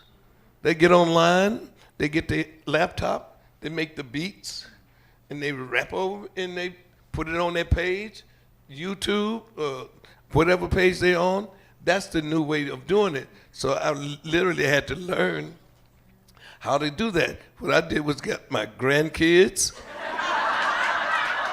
my great-grandkids, and it's second nature to them. You know, they're hardwired to this. Yeah. They can come right in doing that at 5 years old. They know how to get your passcodes and everything. You get your hit records that way nowadays. And so I'm excited about, damn, it's that easy? I just have to go out here and pay somebody to play the record? No. I just have to get some followers and talk enough crap that people pay attention. You get their attention. My wife make films of us doing everything. So I find out people really wants to know what you're doing.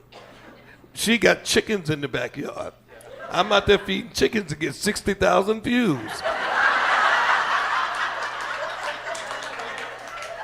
not about the chickens. It is, you know, that's exciting.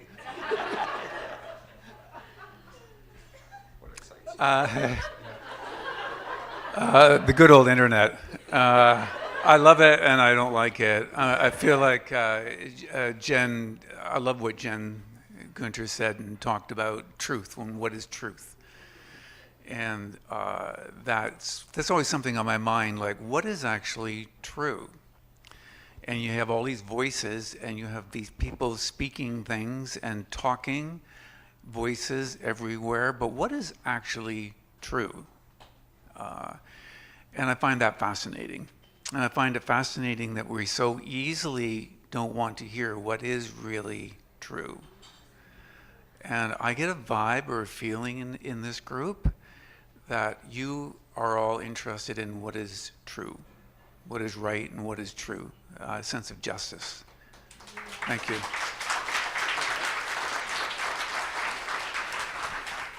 Okay, we'll go to questions for John and George or both. Okay, we'll start with some online questions. First of all, there's just lots of love on YouTube for both of you, saying thank you for freeing our souls from the agony of defeat, both in music and through shoes. So this is for both of you. What is your advice for working as a creative, as a mature person in the later years of life? Staying creative, energized, trying new things, following your soul's desire. This is from Deanna. Staying creative in the later years of your life. How do you stay creative? How do I stay creative? I don't know. I don't pay no attention to thinking about staying creative. That to me is creative. Just. Do you have any recommendations of how people can, if they're having to motivate themselves? That's hard. I try not to. No, you already I said try it. not to preach. No, you said it, George. What's it? You told me. You said if it doesn't sound good to me, you don't like it, that's where you should go. Oh yeah. Oh, that is my truth. You know, the part that actually gets on most people's nerve is actually what I think you need to hear. For me, I mean that's the way I judge it, because it's gonna be the new thing. You can hate so hard that somebody gonna love it. I mean, people put just as much energy in doing what you don't like doing as what what I like doing. So it's hard that's why I'm careful not to tell nobody to do that. That's just the way I look at it. I just feel like I'm safer when I don't get into the realm of what most people, I hate that. You feel like you're getting old, because it changed stuff, you evolve. And a lot of it has to do with kids saying, I'm not going to do it your way. They be on that one so hard. I'm not going to do it your way, no matter how hard you try to make me. I find that if I leave it alone, let them do it, I actually kind of get my way. Because they kind of think I'm the old cool dude. It ain't that I need to be cool, it's just I ain't got that much energy. They will put a lot of energy into rebuke, whatever you call that word. They're not going to do what you try to make them do. So I found out that I'm cool, shit, yeah. You find out whatever it is your truth is eventually. And the great thing is the right people will come along for the ride, right? Oh yeah, you can always have the right people. The other ones is just going to still be there. Yeah. And I'm cool with them. Yeah, I think as you get older, you have a longer perspective. You've seen more, and you see repeats, as George talks about. And one of my pet peeves, I suppose, about the fashion business is that it at its root has got a I'm better than you are feel to it. And I've never liked that. It doesn't make me feel good. I don't think it makes other people feel good, because I want people to know that they are lovely and beautiful the way they are. So.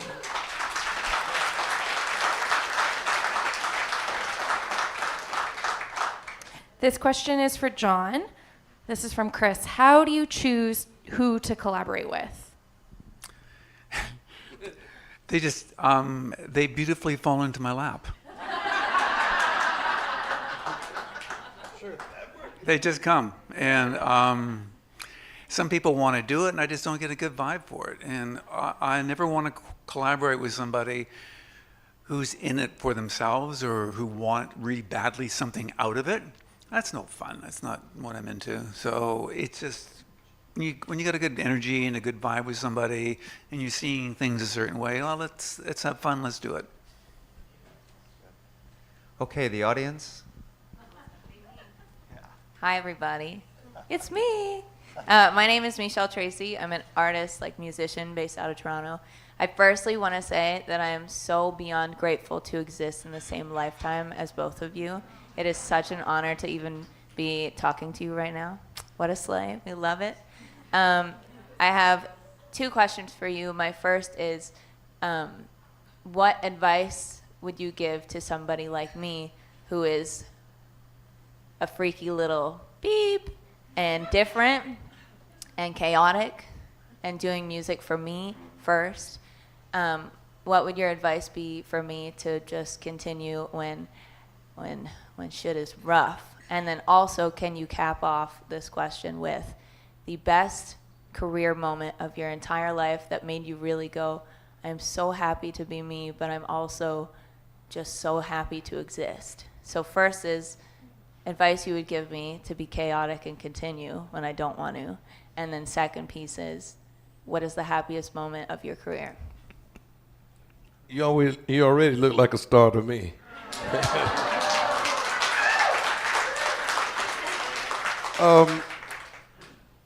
When I saw you over there, you like I said, you was a star already. You looked the part.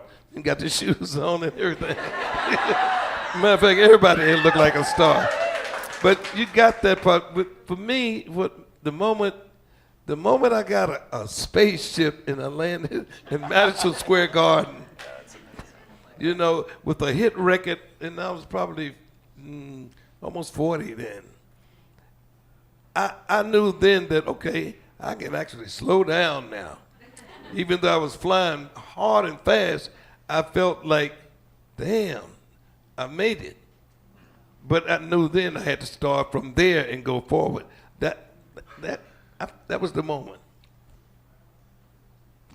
I think for me, it's just keeping on going is huge. Just because adversity comes. It comes every day in different ways, in different forms. It tries to take us down. And you have a voice over here, and you have a voice over here. And you don't listen to that negative one that's here. You listen to the one that's here. And the one that's over here is saying to you, you're okay. You're good. And what you're doing is good. And that's a great voice to listen to. You don't listen to the one over here, I can't make it, I'm not good. No matter what you're doing, you want to know that you are special and you are unique. Yeah, I agree with George. I look at you and you look like a star. But everybody in here is a star. I've done catalogs that said, you are a superstar in the front, because I believe that 30 years ago, whenever I wrote that, we're all superstars. So that's kind of what I feel. I think you should just follow that. Don't get dissuaded. It's so easy in dark times to just go, oh, I can't. Keep your eye over here. Don't look here. You look there. And you go, what do I, it's not even being, I want to be famous or I want to be, you want to be yourself. And so you be, I want to be that. And so be that. And then everything the pieces will fall in beside you and around you. But just stay true to who you are, and I think it'll just follow. So that's part of the question. There was another part that seemed a little more, how do you free your mind? Yeah, yeah, you free your mind. A moment when you knew you made it. A moment I knew I made it? I don't think I ever had that moment. Happiest moment of your career. Where you went, wow, I'm happy. This is a terrible admission. I'm not really kind of a happy guy.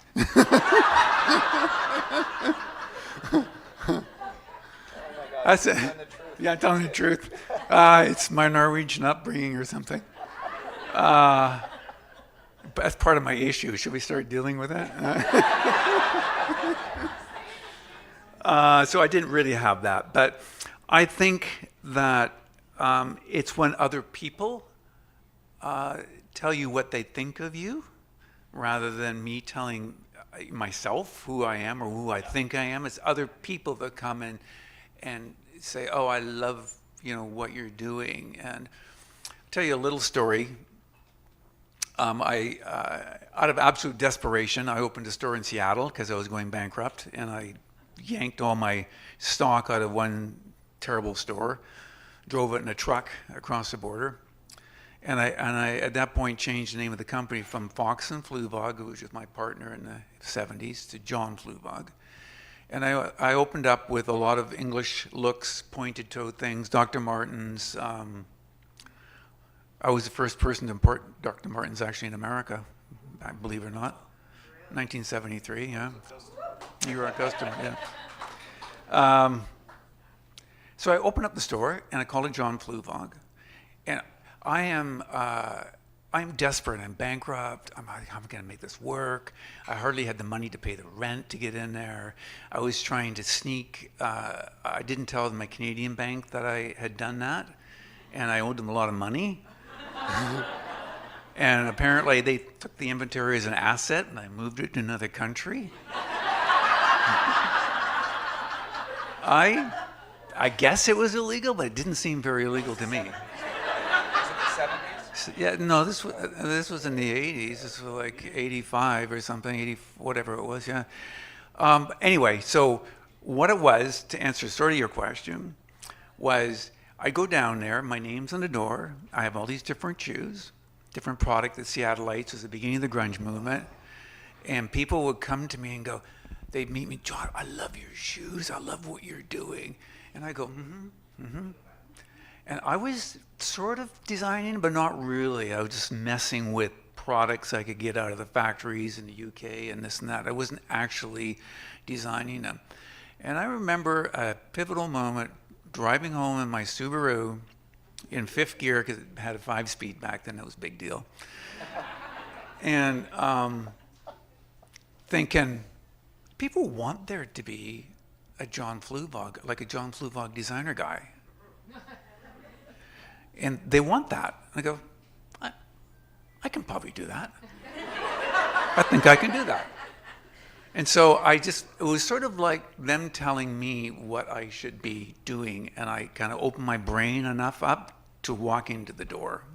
I opened the door up, and I took some bold moves, and when I started to do it, like I mentioned to you, I really didn't know what I was doing, but the boldness of the energy that I got from people carried me through to do what I did, and with a vision. Like I had this idea out there that I could do it. And when everything went further to shite, I just still had that vision. So that kept me going. I'm glad you did it.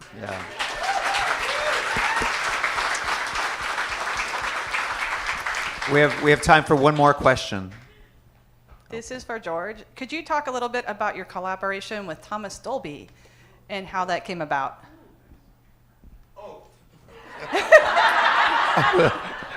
Thomas Dolby, wow, yeah, that's a good one. When we put out a record called Atomic Dog, we were on Capitol Records at the time. So they came to me and said, we want you to do a record with one of our other artists. I didn't know Thomas at the time. And when I met him, he's a real clever dude. He had lots of jokes, but he's real quiet. And I thought, wow, that's going to be fun, because he just had a weird sense of humor. So we went fishing a few times. I love to fish. I took him down to, and he was electronic. We wasn't into electronic music yet. And he was playing something called the Fairlight, which was like the synthesizer that could play everything. The drums, the bass, the guitars. I had heard about that, in the early 70s that was going to happen. It had happened. And I'm meeting this guy that's actually doing it, Thomas Dolby. So we took him fishing. So what I did was we took him deep sea fishing. I mean, some fish are way down. So you have to reel forever to get him up. We gave him an electronic reel. So when the fish hit it and it's going, he jumped down there and ready to turn. Ain't no handle on it. I just pressed the button. And he said, "This ain't no fun." No, I don't want to. So we thought that was a nice joke, and we had a lot of fun making a lot of records together. Yeah. Great. Let's hear it for John and George.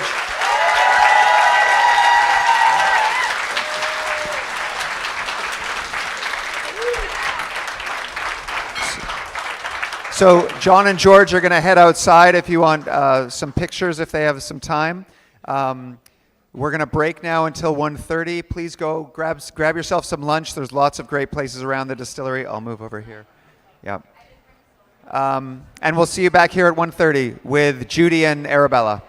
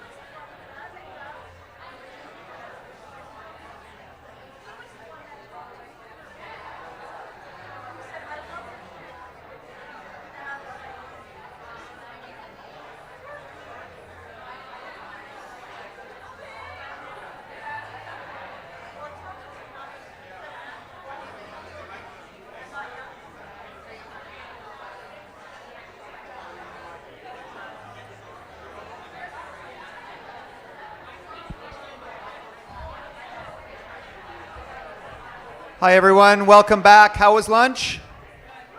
Yes, excellent. Thanks for coming back. Just a couple more announcements. If you do not have your welcome kit from Queen, it is at the Queen Street store still, so you can pick it up tomorrow. You can pick it up after this. I would remind the people who are having coffee with John and John himself that coffee's at 4 o'clock. So that's exciting. Congratulations again on that. And then also there's some confusion about the tattoos. There is a tattoo artist in the store starting at 3 o'clock until 8 o'clock in the Distillery store here. She is preloaded with 6 or 7 Fluevog themed tattoos about this size. They are not temporary tattoos. These are permanent tattoos. Okay. We're so thrilled with this next pair. They are the most delightful humans on the planet. John and Anna have been working together for over 30 years. This is Anna Sui. And we are just, I mean, these two are almost twins in what they do with John and with Anna. These are the two most trusted, talented designers that work for John and for Anna and with them both. Please welcome Arabella Barros and Judy Yang.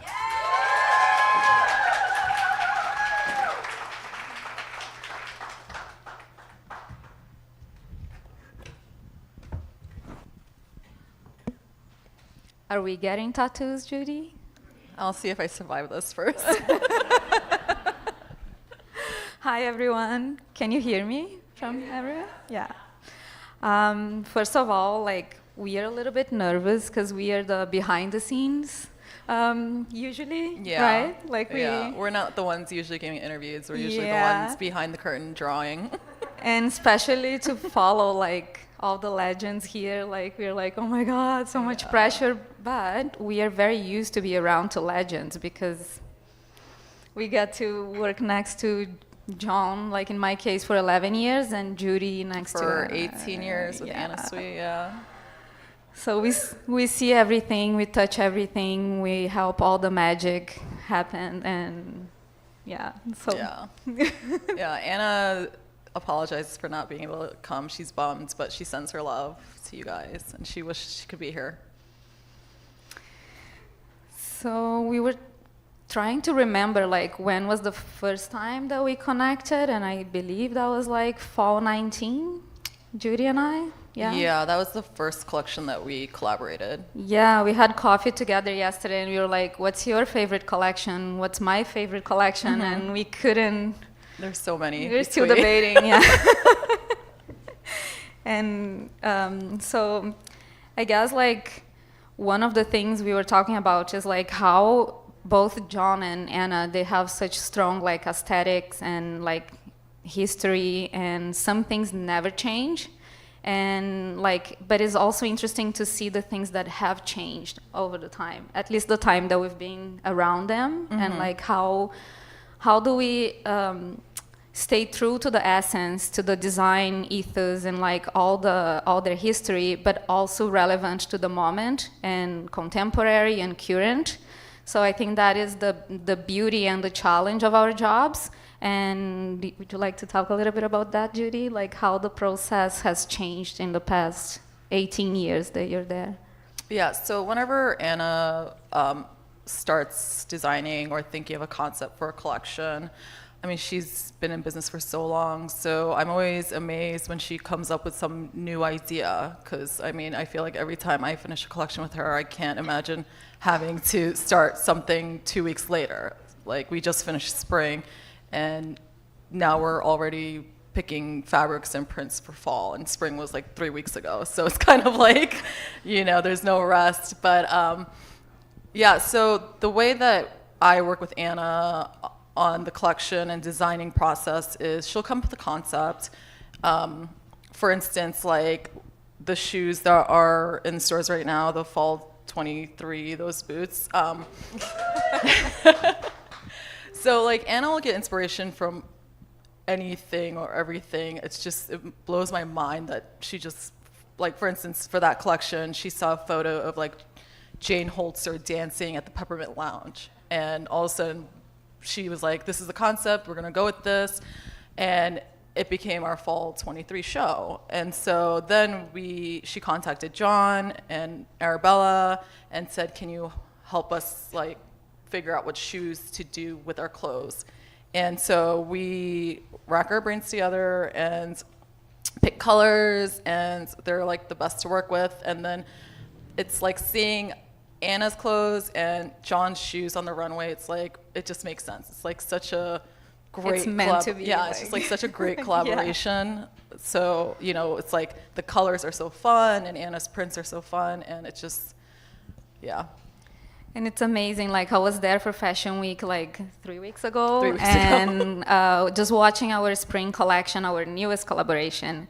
And it's like magic, so perfect. The colors are matching, all the textures, and then we almost forget for a second like how hard it is to get it done, and the deadlines, and like, oh, that pink is not perfect with the dress. Like, we need last minute to change this shoe to another shoe, and like, how do we? That's another question that we always get. Like, how do we do for sourcing, for timeline, and fittings, and like how challenging the development process is? And I think that's what we mastered for the past like. Yeah, I always feel bad because I'm always emailing Arabella being like, we need those shoes in 2 weeks, and it's just like, I know that like the timeline's so different with like, because we make our clothes in-house, and you know, it's like we have so much control of it and like the process of it. And I know Arabella, you know, it's like I'm always like, can we get these shoes like at this deadline? And I always feel bad because I'm always like emailing her being like, we need it for the fittings and stuff, but she always pulls through. Like,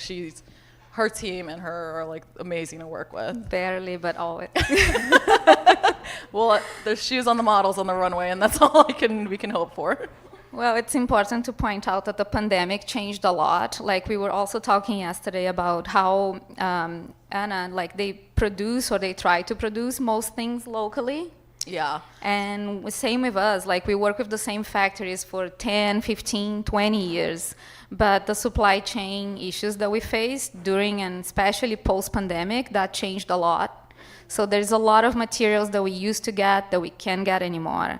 There are things that we wanted to develop, and now the pigments are not available. The beads for trims and embroideries, and like, so that is, that's different, right? Yeah, well, Anna's like a big supporter of like using like local trims and local shops. She's a big supporter of like Save the Garment District, and we do all of our like our production like down the block, and all of our samples for the fashion shows made in-house. Like, so like from her sketches and my sketches to seeing the pattern makers drape the garments, and then the cutters cutting the fabric, and then the sample room sewing the clothes, it's like we do everything like very hands-on, which is like such a great thing, and I love that about it because I feel like I get to see it become something. And then so yeah, I think it's gotten a lot harder because unfortunately, a lot of the stores and companies have closed. And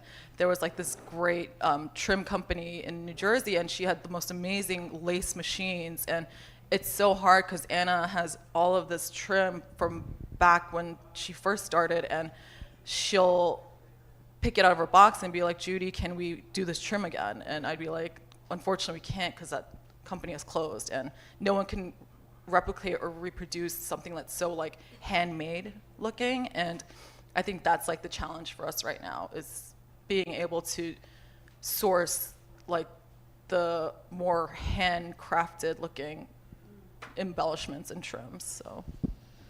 So I think one of the beauties of collaborating with Anna Sui and her team is that because their aesthetics are so similar, John and Anna, there is always like a punk, a mod, a hippie, a grunge. Like, they have so many elements that come and go from like season to season. So when Judy reaches out and she's like, do you have anything metallic this season? Like, we always do. And then it always like matches almost perfectly, and it's so organic. Like, someone was asking, how do you choose collaborations? Like, these are the best ones. It's like, because it's organic and it's genuine, and like our minds match like magically. And then the challenge is just to make it happen and in time, and to make it fit. But We Yeah. have amazing teams Yeah. behind that help us Yeah. doing that. What keeps you excited at work after so long? Well, I think Anna gives me a lot of creative freedom to kind of sketch what I want, and she obviously oversees everything because she's in the office every day.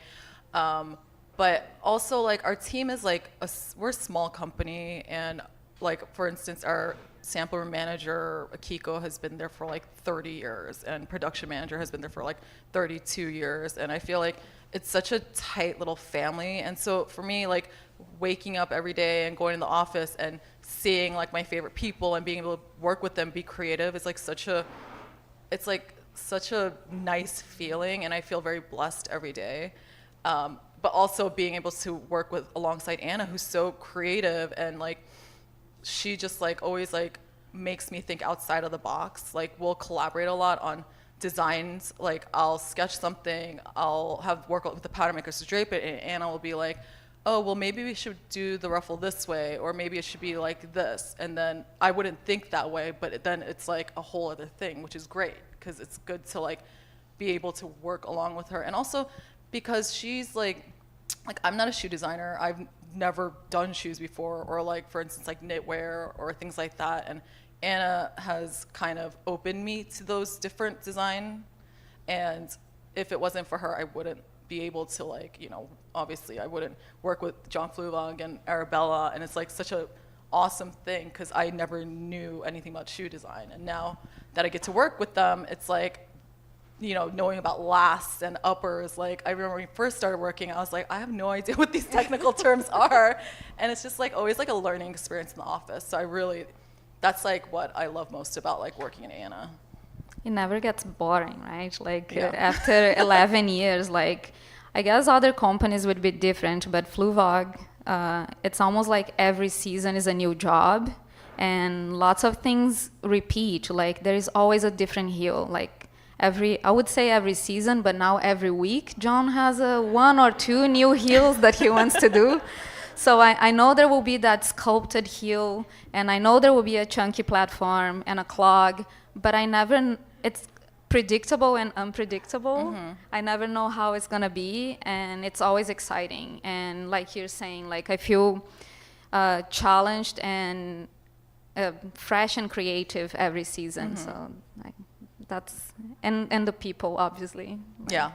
That's the thing. It's like I get to work with like amazing people, and you know, I'm open to like, you know, all these different like prints and like trims and, you know, accessories. And I feel like if it wasn't for Anna, I wouldn't really have that opportunity. And so that's why I feel like I'm continuing to like learn, even though I'm not in school anymore. I feel like I'm always like learning through her and through working with her. So we were talking yesterday about archives. So it's interesting because, like, talking to Kelly and Zandra, they're working on Zandra's archive. Like, we recently, a design team worked on the John Fluevog archive. Like, we found 3,000 shoes.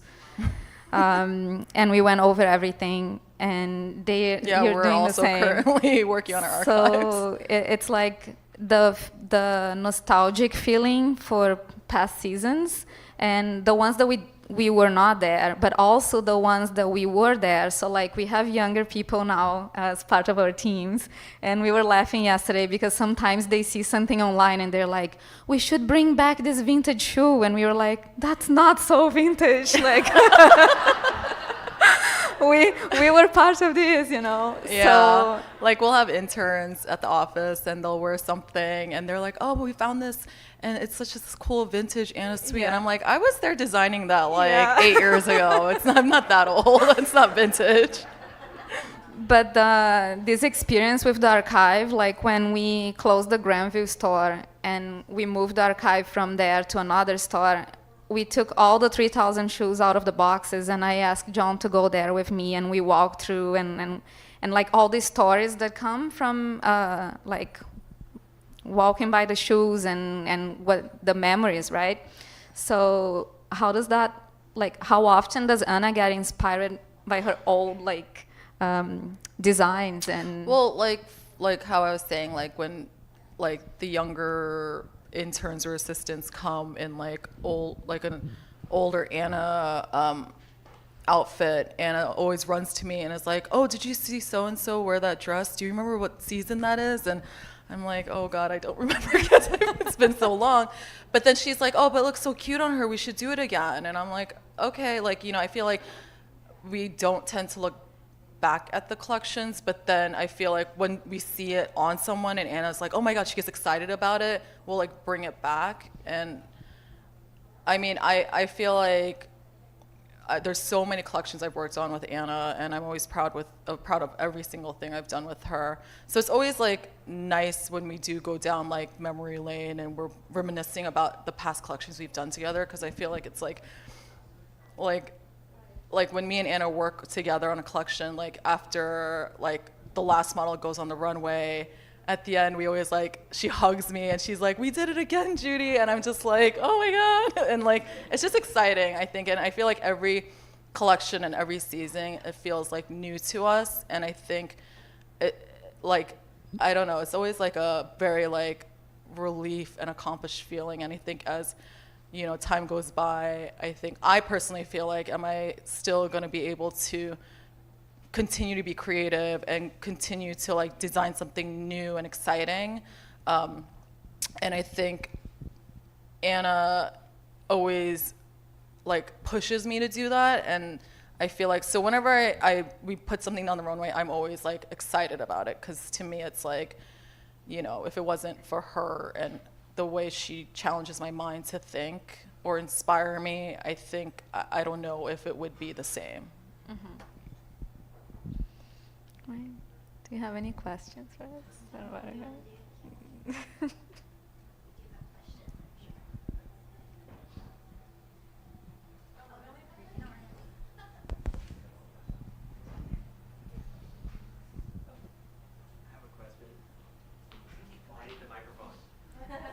Hello, everybody.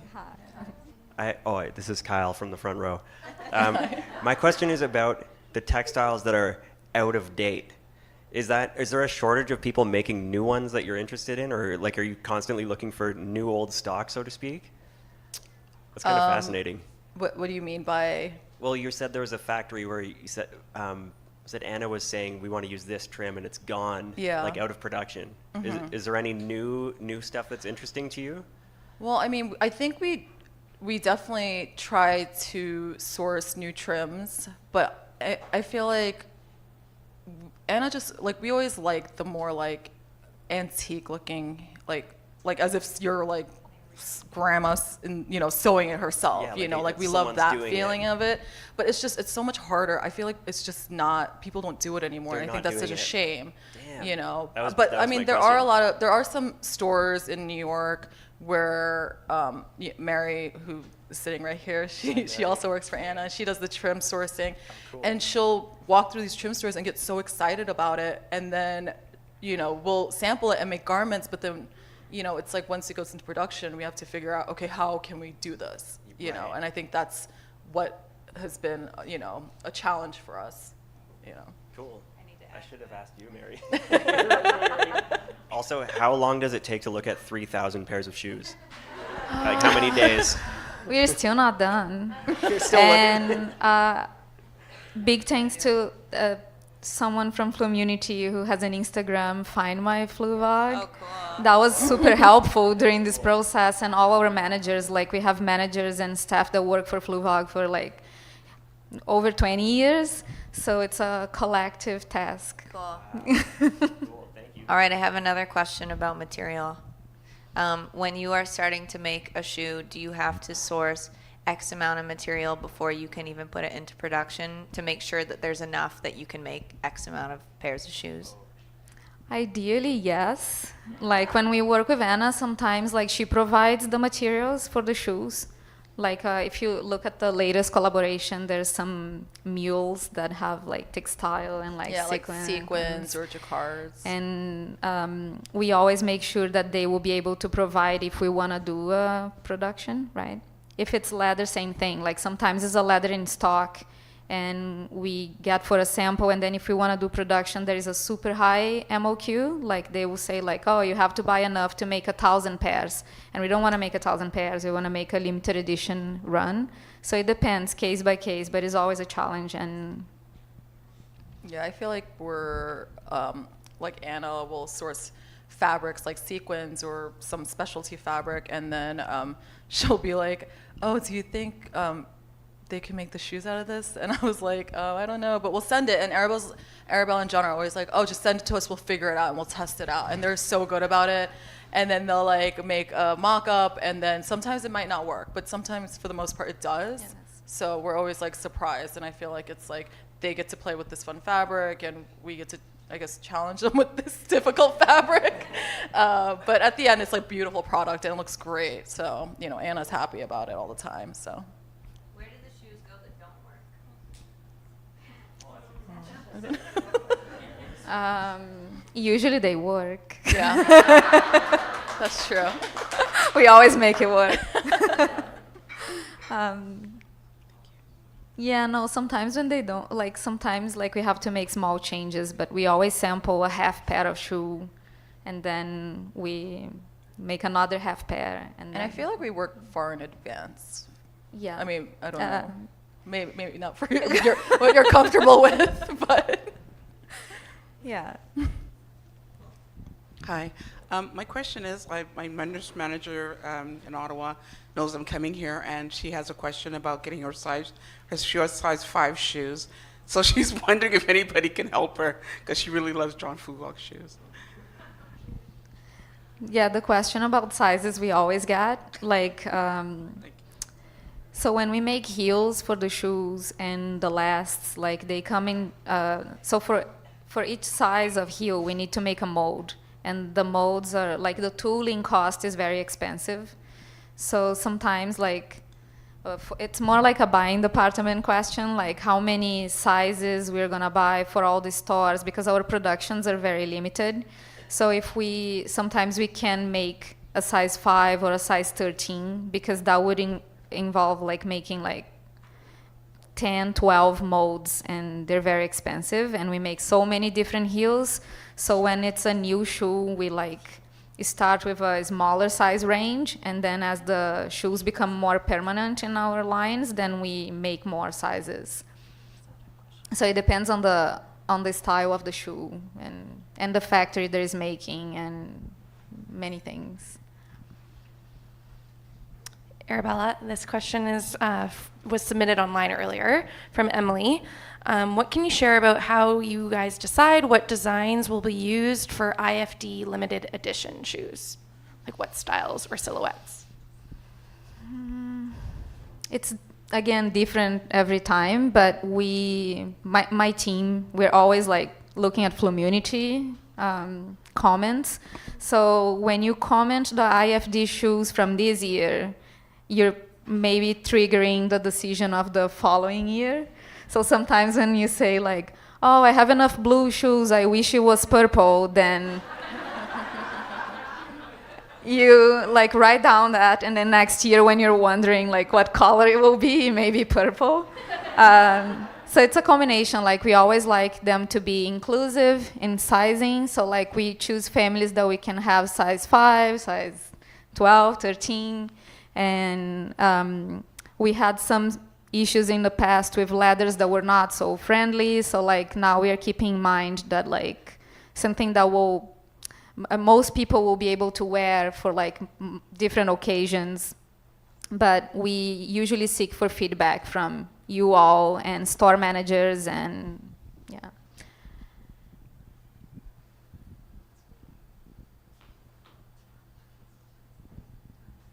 After working for 11 and 18 years, do you ever think of branching out on your own?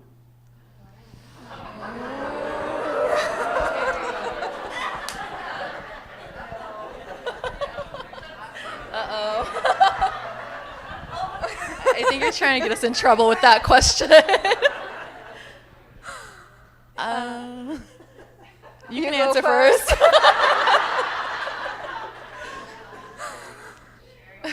When John interviewed me, that was his first question, like, would you like to have your own brand one day? And I said, I don't know if I could do it. Like, I'm extremely motivated when I work with a team. Like, I love collaborating with other people. Whenever I'm doing something on my own, like, I get really distracted and I want to do multiple things.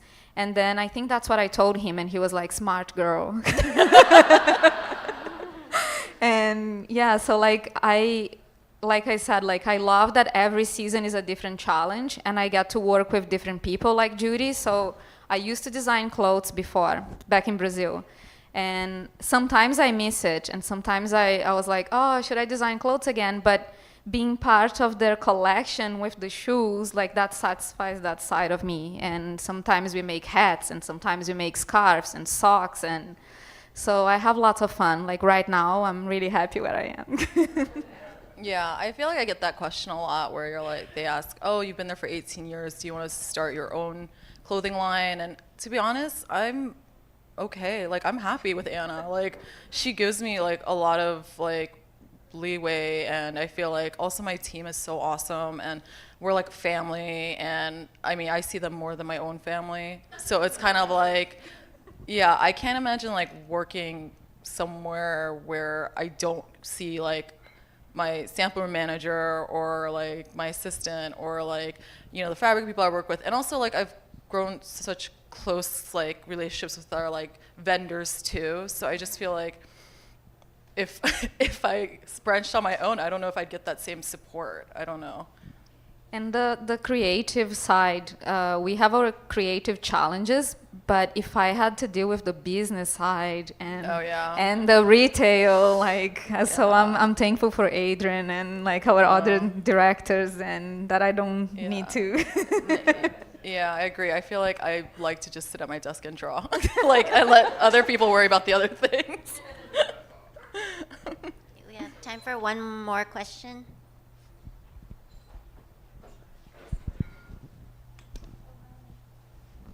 Hi, thank you very much. I have a question about sort of production and the difference now with issues of sustainability and where you would source even like getting samples for shoes. Like, has that changed, and do you have to go offshore all the time?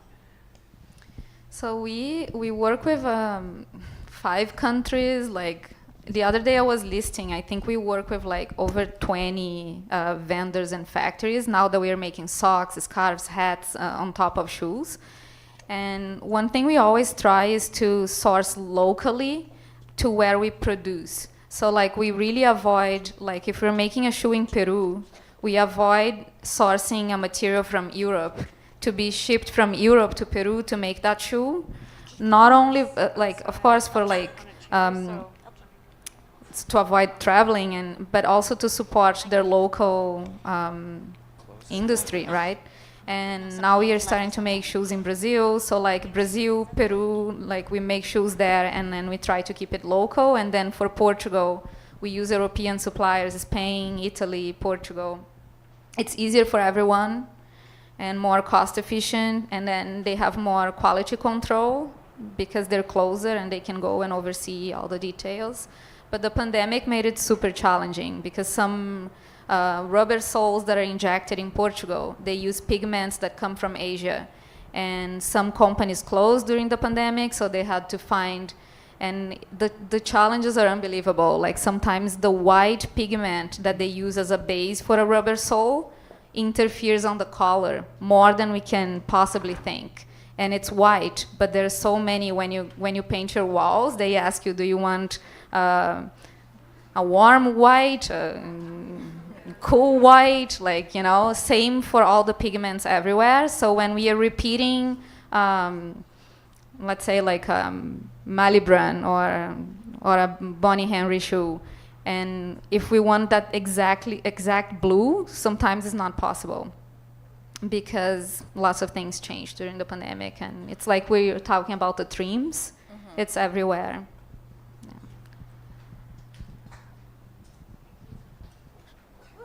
Do we have time for one more question? No, we don't. Okay. Let's hear it for Judy and Arabella, please. Amazing. Big clap.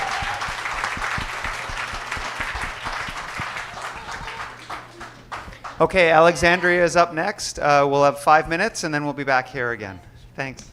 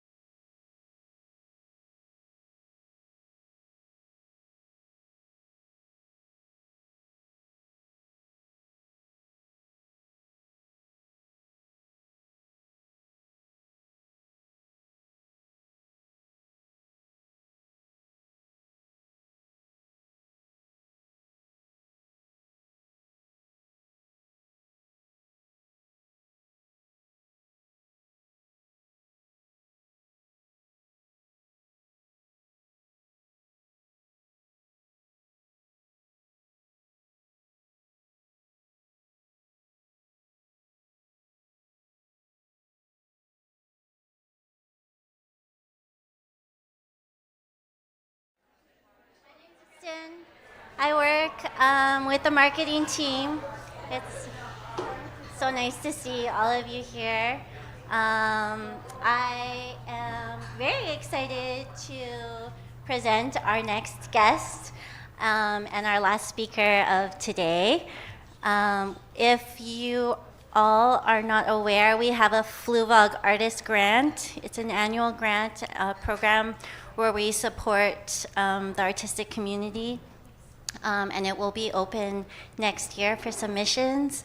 It's one of the most exciting projects, including this one, that we get to work on to see all the artists in our community submit their work.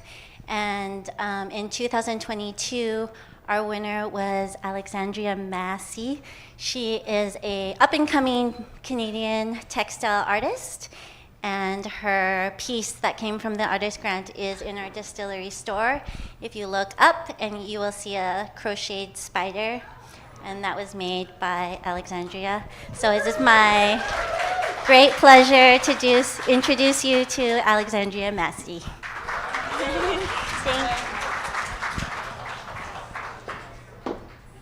Oh, it's warm up here. Hi everyone, that was a great introduction, thank you so much. There have been some QR codes passed out. This isn't absolutely necessary, but if you want some context and images behind the scene photos, I do have a QR code, so if you want to scan it, you're welcome to. And essentially, I just have photos you can follow along with if you're interested in seeing some behind the scenes.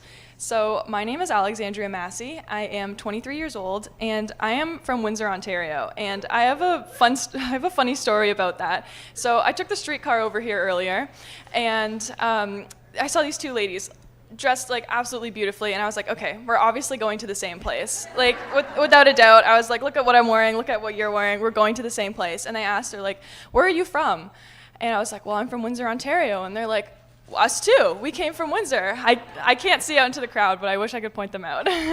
But I was like, oh, no way. And we're chatting some more, and they're like, well, what neighborhood are you from? And I'm like, oh, we find out I'm from the same neighborhood as one of these ladies. Turns out we live less than a street over from each other.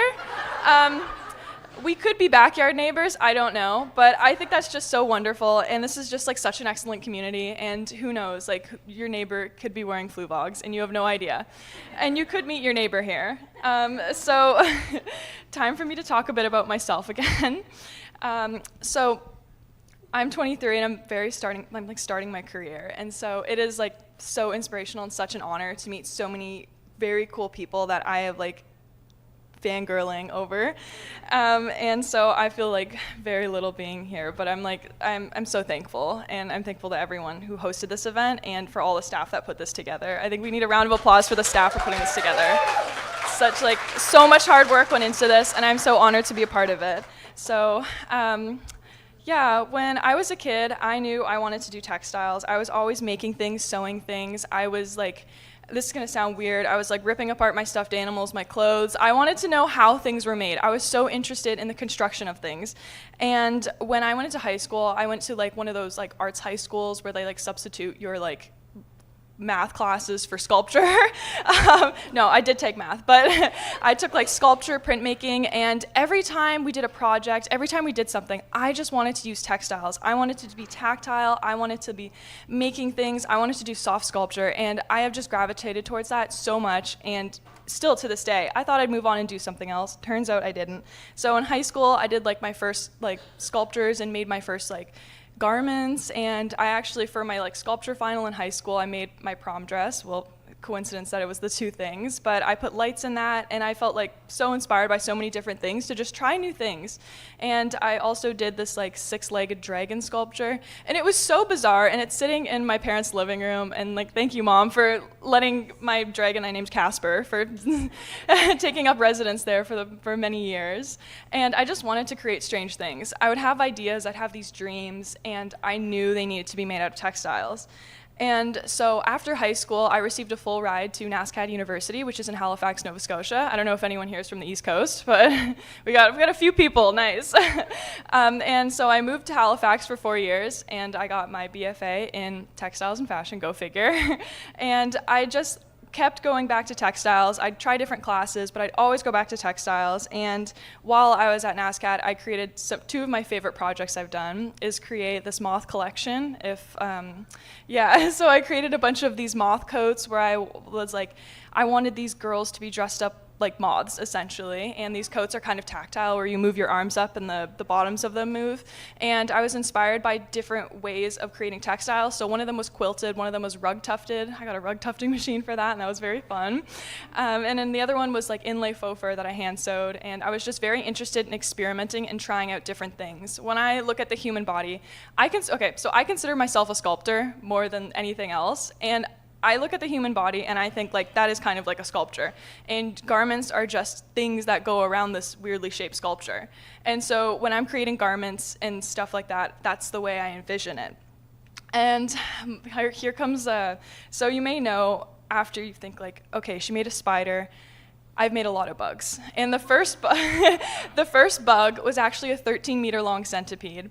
And I made that for my first solo exhibition in a gallery. And I wanted something extravagant. I wanted something like out of this world. And so I crocheted, I think for like 4 months, but this was like on the weekends, this 13-meter long centipede. And once I got it in the gallery, I was like so happy and satisfied. And during this process, my mom like sent me a message, was like, you have to apply for this Fluevog grant, this emerging artist grant, you have to apply for this. And I was like, I'm finishing my solo exhibition, I need to focus on that. And I didn't apply. Turns out they extended the deadline. And then I was like, okay, no excuses, this is a sign, I have to apply. And I did not think I would get it, but I did, and I'm very thankful for that. Yeah. And essentially, they were just like, we love that 13-meter long centipede. Would you be interested in making something similar to that? And I was like, well, of course, like always. And I came up with the idea of doing a giant spider. And I knew, I had this idea and I knew I wanted to do it. So here, I'm gonna talk about the spider now. So when I think of like giant spiders, I don't think about them, or I do think about them a lot actually. I would be lying if I said I didn't. But so like, why a giant spider? I heavily associate spiders with womanhood and weaving and the practice of weaving. Working with like craft practices, especially that are passed down from like women in the family, is so important to me. So my popo, which is grandma for Cantonese, was the one who taught me how to crochet and knit, and my mom also helped me as well. So that's how I learned to create the things that I create now. And when I'm creating these giant sculptures, I am using a form of craft that is often not respected or associated with art. When you think of crochet, you think of like your grandma on the couch making things. You don't think of like giant sculptures that are in museums or something like that. And I want to break that barrier. I want to change that a bit, and I don't think of it too much where it's like, this is my goal, but it is part of what I do and what I'm thinking about while I'm creating.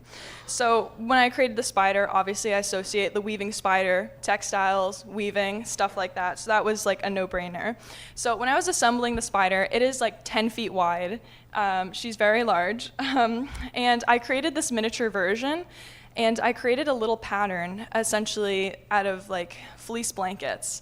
And I took that pattern, I digitized it, and I projected it onto a wall, and that's how I blew the pieces up really large. So I started with something small that I was like, okay, this is good, time to make it 10 times bigger than it actually is. So once I got that on the wall, I had my giant pattern, and I started cutting it out of fleece blankets that I thrifted from thrift stores, and a lot of them are like Christmas blankets, which is really funny. But when you're working with that much like textiles and fabric, like it doesn't matter what's really on it because it's going to be underneath like so many layers of crochet. So I assembled those pieces, all hand sewn. The whole thing is hand sewn, by the way. Yeah, so I assembled those pieces. Took me a very long time, or in my head it took me a long time. And I started basically crocheting the outer shell of the spider. And the spider is comprised of a bunch of circles, so I'd crochet circles that are this big, and then crochet circles that are this big. And essentially I would crochet those circles, I would wash them, and then I would attach them by hand sewing it to that like fleece base I created with the spider. And so it took me over 200 like circles to cover the whole spider. And there are some like funny photos of me online with like a headlamp on, like underneath one of the legs, like sewing it together. And so it was a very physical process. And it was like very satisfying. So it only took me about 2 months from like start to finish of making the large part of the physical spider, not like any of the planning. And that may not seem like a long time, but essentially from like when I woke up to when I went to bed, I was working on the spider the whole time, pretty much. I would go out for dinner with my friends, I would be crocheting circles, or I'd be drawing. Everything, my whole life was dedicated to the spider. And you're like, hey, maybe that's not healthy, but I was so invested in this piece, and I find when I work on pieces like that, I just like kind of fall into it, and I become part of it. And after I completed her, my mom helped me throw her in the back of the car and drive up to Toronto, and we installed her at the Distillery district store, and she's up on top of that 13-foot wall. It's very hard to get her up there, so hopefully she never has to come down. But I was kind of emotional to leave her. I was like, you have been on my parents' dining room table for 2 months. Thank you, Mom and Dad, for letting me do that. And I'm kind of sad to see you go. And I was like, sometimes I think about her at night, and I'm just like, what is she doing? Is she lonely with all those shoes? Does she feel envious that she has like 8 legs and can't wear any shoes? Like, I think about all those things. But I came back to Toronto, and I saw her, and I was like, she looks happy. She looks like she fits in. And it makes me so happy to see like such a colorful, important piece that I created be around colorful, important pieces as well. And that's what really makes me happy and inspires me. So I have a bunch of other pieces that I've created in the past, but I think what I really want to talk about is why I work with wool. And I know a lot of people say like, oh, I have a wool allergy. Like I'm like, it makes me itchy. And it's like, that's so sad, but I can't relate. So I work with 100% Canadian wool. And I purchase it from Fleece Artists, which is a brand based in the Maritimes, actually in Halifax, Nova Scotia. And they weren't very far from where I used to live, which was very cool. And so they, all of their wool is from sheep that are in the Maritimes, so it doesn't go very far. And then I basically buy it in bulk, and I dye it in small batches. So everything that I'm wearing right now was hand dyed.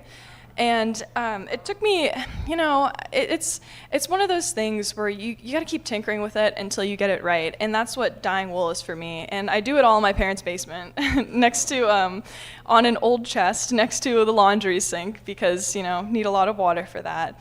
But I find such an enjoyment in working with natural fibers, and I didn't grow an appreciation for it until I started incorporating that more with sculptures.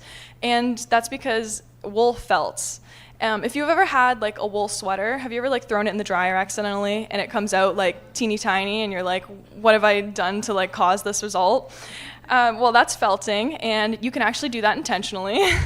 And that is my favorite thing to do is, I'll finish like 50 circles, and I'll bring it into the bathtub with a bunch of like soap, agitation, and hot water or heat is what felts something. And that's why your sweaters get ruined in the dryer, I'm sorry. But I do that intentionally, like in the bathtub, and that creates that kind of just like makes everything a little more sturdy and stiff, and the exterior looks a bit different than it would be before you felted it. And so that's become like a huge part of my process, and that's why I stick to wool so much, and that's why I love it. And yeah, Abigail is made out of, Abigail's the spider, by the way, for some context. Yeah, she has a name. And that's why I've stuck to working with wool for a lot of the majority of my large projects. And, sticking to the bug theme, this past summer, I did a 3-month-long residency in Windsor, Ontario, where I'm from, and I was inspired by insects in my backyard, yet again, to create more sculptures. And so this series, I did 6 large bug sculptures that are like anywhere from like 3 to 5 feet long. And this was kind of an extension, building off of like when I created Abigail. So Abigail the spider is like so many bright, different, fun colors. Not a realistic spider, of course. You'd never see that in the real life, or at least I hope you don't. But so I created 6 very large bugs, hand-dyed everything, and committed myself to this really large project of creating sculptures. And you may ask, like, why do you want to do that? Why do you want to create these sculptures? What's the whole point? What's the purpose? And I really couldn't tell you. I have these ideas and I want to create them. And I think the most satisfying part out of all of it is, I have like a piece up in a coffee shop and I see like I see a kid that gets really excited about it. I see people stop when they're walking and take pictures of it or get really excited about it. And that's what's really important to me, is how people interact with art that's in the public. I think it's such a privilege and like so, it makes me so happy when I can put pieces like Abigail in public spaces, because, you're just going about your day. Maybe you're just going to buy like a pair of shoes and you get to interact with like this piece of art you never thought you would see. And that's why I really love putting my pieces in public places, especially in like the Fluevog store, because, you didn't think you'd interact with something like that. I think putting textiles, sculptures, art in public places is so important. And also textiles are very cool. So between projects, I'm not sure if many people know, but I have a bit of an online presence. And so what essentially, I guess, inspired me to do that was, I was like, I want to be an artist. I want to do art as a job. And during the pandemic, I did not know what I was doing. I was like, I'm getting a BFA. I don't know what I'm going to do with this. I was like 19 years old, had no idea what I was going to do. And I just started sharing my art online during the pandemic. And when I started sharing my art online, I started meeting new people, learning different techniques, and it was just like a snowball from there. And next thing you know, I'm working with like musicians and different artists and creating things for different people, and I could not be like more fortunate for it. It makes me very happy. And when I was thinking about like, how can I become an artist? How can I make this work? When no galleries are open for me to like put my stuff into galleries and reach out there, what can I do? As much as like the older generation would hate this, like Instagram is very much like the new gallery space at this point. That's how you share things. That's how you get people to look at your stuff now, is social media. And I've definitely learned to like use that to my advantage, to be able to be like, okay, how can I get as many people to look at this piece of art I made? You got to put it online. You got to share it. You got to like send it to people. You have to meet new people and share it that way, because unfortunately not everyone has like the opportunity, or during COVID, there was no opportunities to put your art in galleries because they weren't open. And so that has allowed me to not only like meet new people, but do different things and learn different techniques and eventually get myself to different places to keep sharing my work. Because at the end of the day, that's my goal, is to keep sharing work. And yeah, so I think the goal at the end of the day for me, because I'm still figuring it out, maybe ask me in like 20 years and I can give you a more definitive answer. But I just want to keep sharing the things that I love to make. I just like have always felt like when I was a kid that it was kind of my purpose to just make things and share them, which is like very broad purpose, but that's always been my goal. And I feel so lucky to be able to share like the beautiful creations that I've made with different people. And it makes me so happy when somebody says like, oh, like I love like the shrug you're wearing, because it's like, wow, like that makes me feel so warm inside, because it's like I hand dyed all of these colors and then I crocheted them together and I made it for me. And I love that I made it for me, because at the end of the day, I make kind of everything for me. But when other people enjoy the things that I create, that's the most satisfying. So, yeah. Thank you. I think Kelsey has some questions from online. Awesome. Okay, both of them are from or previously submitted through our Fluevog. So the first one is, aside from the spider, do you have a favorite piece or project? Oh my gosh, that is a big question. Beside from the spider, okay, like spider is kind of my favorite because she's just so special and important. Okay, I would say the pieces, or anytime you ask me this question, I'm still gonna say the last piece I created. So I'd have to say like the series of bug sculptures I made, and I made this like 5-foot-long cicada, and I like her because I think cicadas are cool. So I'd have to say that one's my favorite. Her name is Gertrude, so yeah. They all have names. And the second question, do you have any upcoming exhibitions or other places we can see your work in person? Oh, that's a good question. Well, Abigail is like always at the Distillery District store, which is good. So anyone can visit her any time of year, which is nice. And you can go shop for shoes while you're at it. But right now in Windsor, Ontario, at Chance Coffee, I have my 5 large bugs up, and those will be up until mid-November. I think November 16th they'll be up until. So that's what's planned right now. I don't have anything else planned definitively. I mean, fingers crossed, maybe I'll have more in the works in the future. I'm guessing the skirt you're wearing yours as well. Yeah, It's oh yes. so beautiful. So my outfit, so I love it. Thank you. And this is my horse skirt. So I went to Iceland, and I lived in this like little town for a month, and every day I'd go on a walk, and I'd walk past all of these horses, and each horse is based off of an actual horse that is so on Instagram I have like cute. side by sides, but there's some on the back too, but one's kind of poorly placed where the I have to turn on, I don't want to turn around and show it, but one's like really poorly placed. So I had to fix it. Zandra asks, is it knitted? It's crocheted. So essentially I crocheted all of the different pieces, and then I sewed it together. So it has a lining underneath. Yeah, it looks really well made. Yeah, and then I like working with circles. So all of the hills are like half circles, and then the sky is a bunch of circles. And so I hand dyed everything kind of like, similar but different colors and kind of in that range. Yeah. So that's kind of what I got this like beautiful sky to be. And then the horses were made individually, and I basically it's all hand sewn together. Amazing. And do you sell any of it online, clothing? Not right now. I want that top. But I do, I do custom It's so commissions. beautiful. Yeah. Okay, thank you.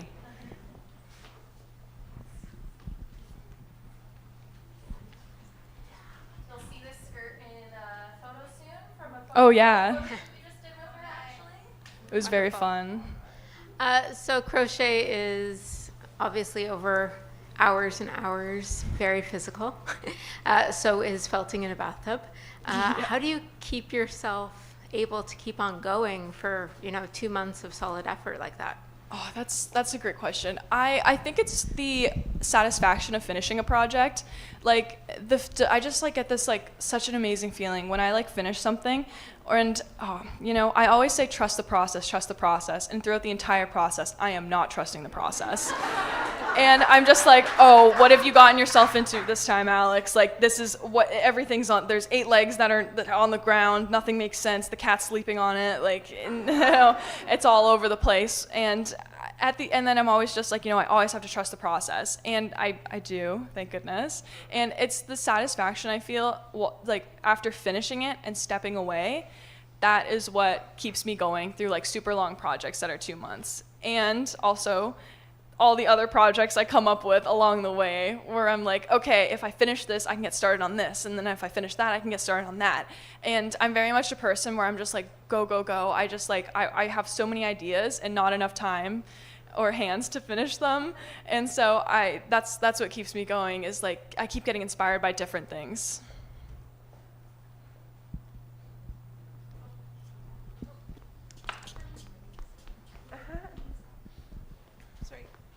Thank you. Congratulations on your work, and yay thank for going you. to NASCAR. What artists do you look at in terms of ideas, or because there's a very interesting history of fiber art that's not well known? Yeah. That's like a great question. It depends on what I'm thinking of or what I'm looking at. I would say when I'm assembling things, what has inspired me the most, and especially when I was a kid, who really inspired me was Robert Rauschenberg, who is like infamous for like all of his combines and just like different pieces of work. And I remember seeing that. I think I saw a piece at the AGO when I was like in early high school, and I was like, this is amazing. Like, this is incredible. And I just like looked him up and became like absolutely obsessed. And I wouldn't say specifically like what he works with. I would say the way he creates is what really inspired me. The way you combine elements to create different things is kind of what I took into my own practice. So when I'm working on things, like for example, the spider once again, I create a bunch of different pieces, and at the end, I start combining those pieces to create the final piece. I don't really work in the sense where it's like, for example, if you like crochet or knit a whole blanket, you just knit the whole thing or crochet the whole thing. I crochet for a bunch of small pieces, and then I connect it together. And that's kind of what I do when I look at all of my projects, for example, the skirt too, and different pieces, where it's like I make a bunch of small things and combine them together. And that's... Yeah, pretty much. Yeah, I guess like sculptural collage combines. There's so many different terms for it, and that's just kind of the way my brain has always worked. And I think that's what's always like worked for me. And what I like most about it is I can do it while I travel. I can do it when I'm on the bus, when I'm out for lunch, when I'm waiting in line for something, and because like I cannot sit still. So that's what works for me. I actually have a question. Yeah. I love seeing you document your process. So if anybody's interested in seeing Alex's work, she's very good about documenting all the steps. And you say that you trust the process, but you're doubting yourself kind of along the way. And sometimes we do get like a peek of that in your videos and during your narration, but I'm wondering if you ever edit some of that out, or if you decide to do that. Oh, yeah. I would say, okay, so for the spider, I made like this long YouTube video where I filmed like little parts along the way. I do these like little vlogs where it's like me at 2 a.m. on the floor with like the spider, and I'd be like, hey guys, it's not going great. And a lot of them, and that's why I have the cue cards, is because if I don't have a script, I will go off script for a very long time. And so a lot of it is cut down in my videos because I just go off script way too much.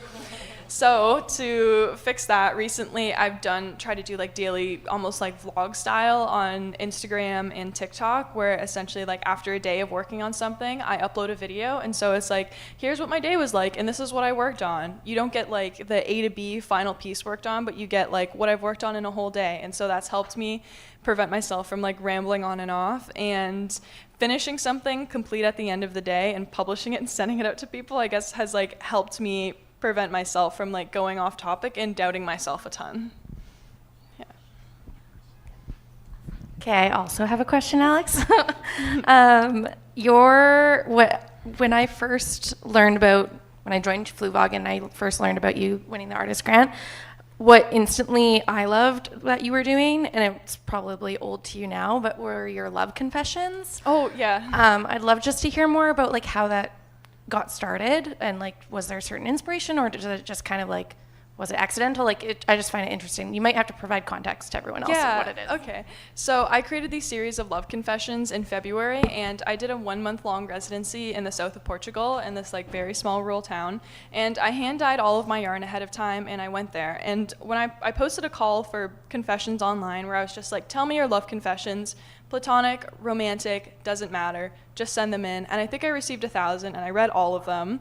And a lot of them were like, so essentially I made a series of tapestries. I think I made 14, 16 maybe, and they're all like little, basically just words on pieces like of crochet tapestry, where it was just like, I miss you, I long for you, I want you to be my Valentine kind of deals. And what I noticed between that is a lot of people have very similar experiences, and what really interested me in working with that is how, you know, when you talk about love, a lot of people kind of like shrink down into like a little version of themselves, and they just become so naive and like, this is my experience, and everyone gets very like love struck, and it almost sounds like naive and juvenile at some points. But it's like all these different people are sending them in. And I found that so interesting, is how there are so many different people, and then everyone kind of experiences these very similar emotions, whether that be like romantic, platonic, or between friends, between like lovers. And I found that so interesting, and I essentially just wanted to document that through tapestries. And so I created that series of tapestries, and eventually I connected them all together to make like this mega blanket. And it just felt very like intimate. I was learning all these different confessions from people I had no idea, who were just pouring their hearts out. And I found that really interesting about how similar we all experience things. Where's the mega blanket? It's in my parents' basement. Yeah, with almost everything else I mentioned. I'm kidding. I have one more question, Alex, if you don't mind. What are you working on now? Okay, so I just finished my like 6th series of like smaller, but no, they're not small, they're 5 feet long, but they're smaller than Abigail, so they're smaller in my head. So I finished that series at the end of September, and recently I've been working with a lot of companies with doing one-off pieces, one-of-a-kind pieces. A company will be like, I need you to make this very strange specific thing. Usually it's like, I can't spoil it, but sometimes it's not even clothes for humans, they're clothes for other animals. And they'll be like, can you knit this? Can you crochet this? And I'm like, yeah, you came to the right person. I can do it. I can make anything. I'm convinced that I can make anything out of crochet at this point. And so I've been working with a lot of one-off strange pieces right now. Maybe they'll be revealed soon, but that's Will what we I've been see them doing. online? Yes. Okay, everybody, let's hear it for Alexandria.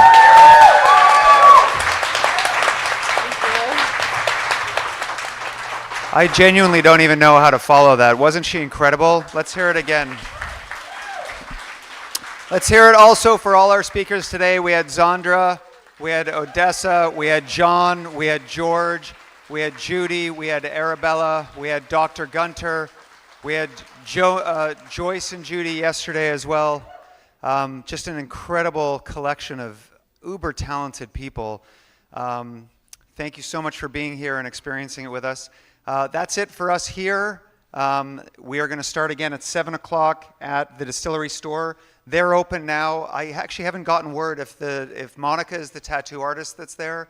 She's should be set up around 3 o'clock. So if you want to jump the gun and do it before tonight, that's fine too. Yeah. Follow John. Yeah. Okay, thanks again. This has been fantastic. We'll see you later tonight.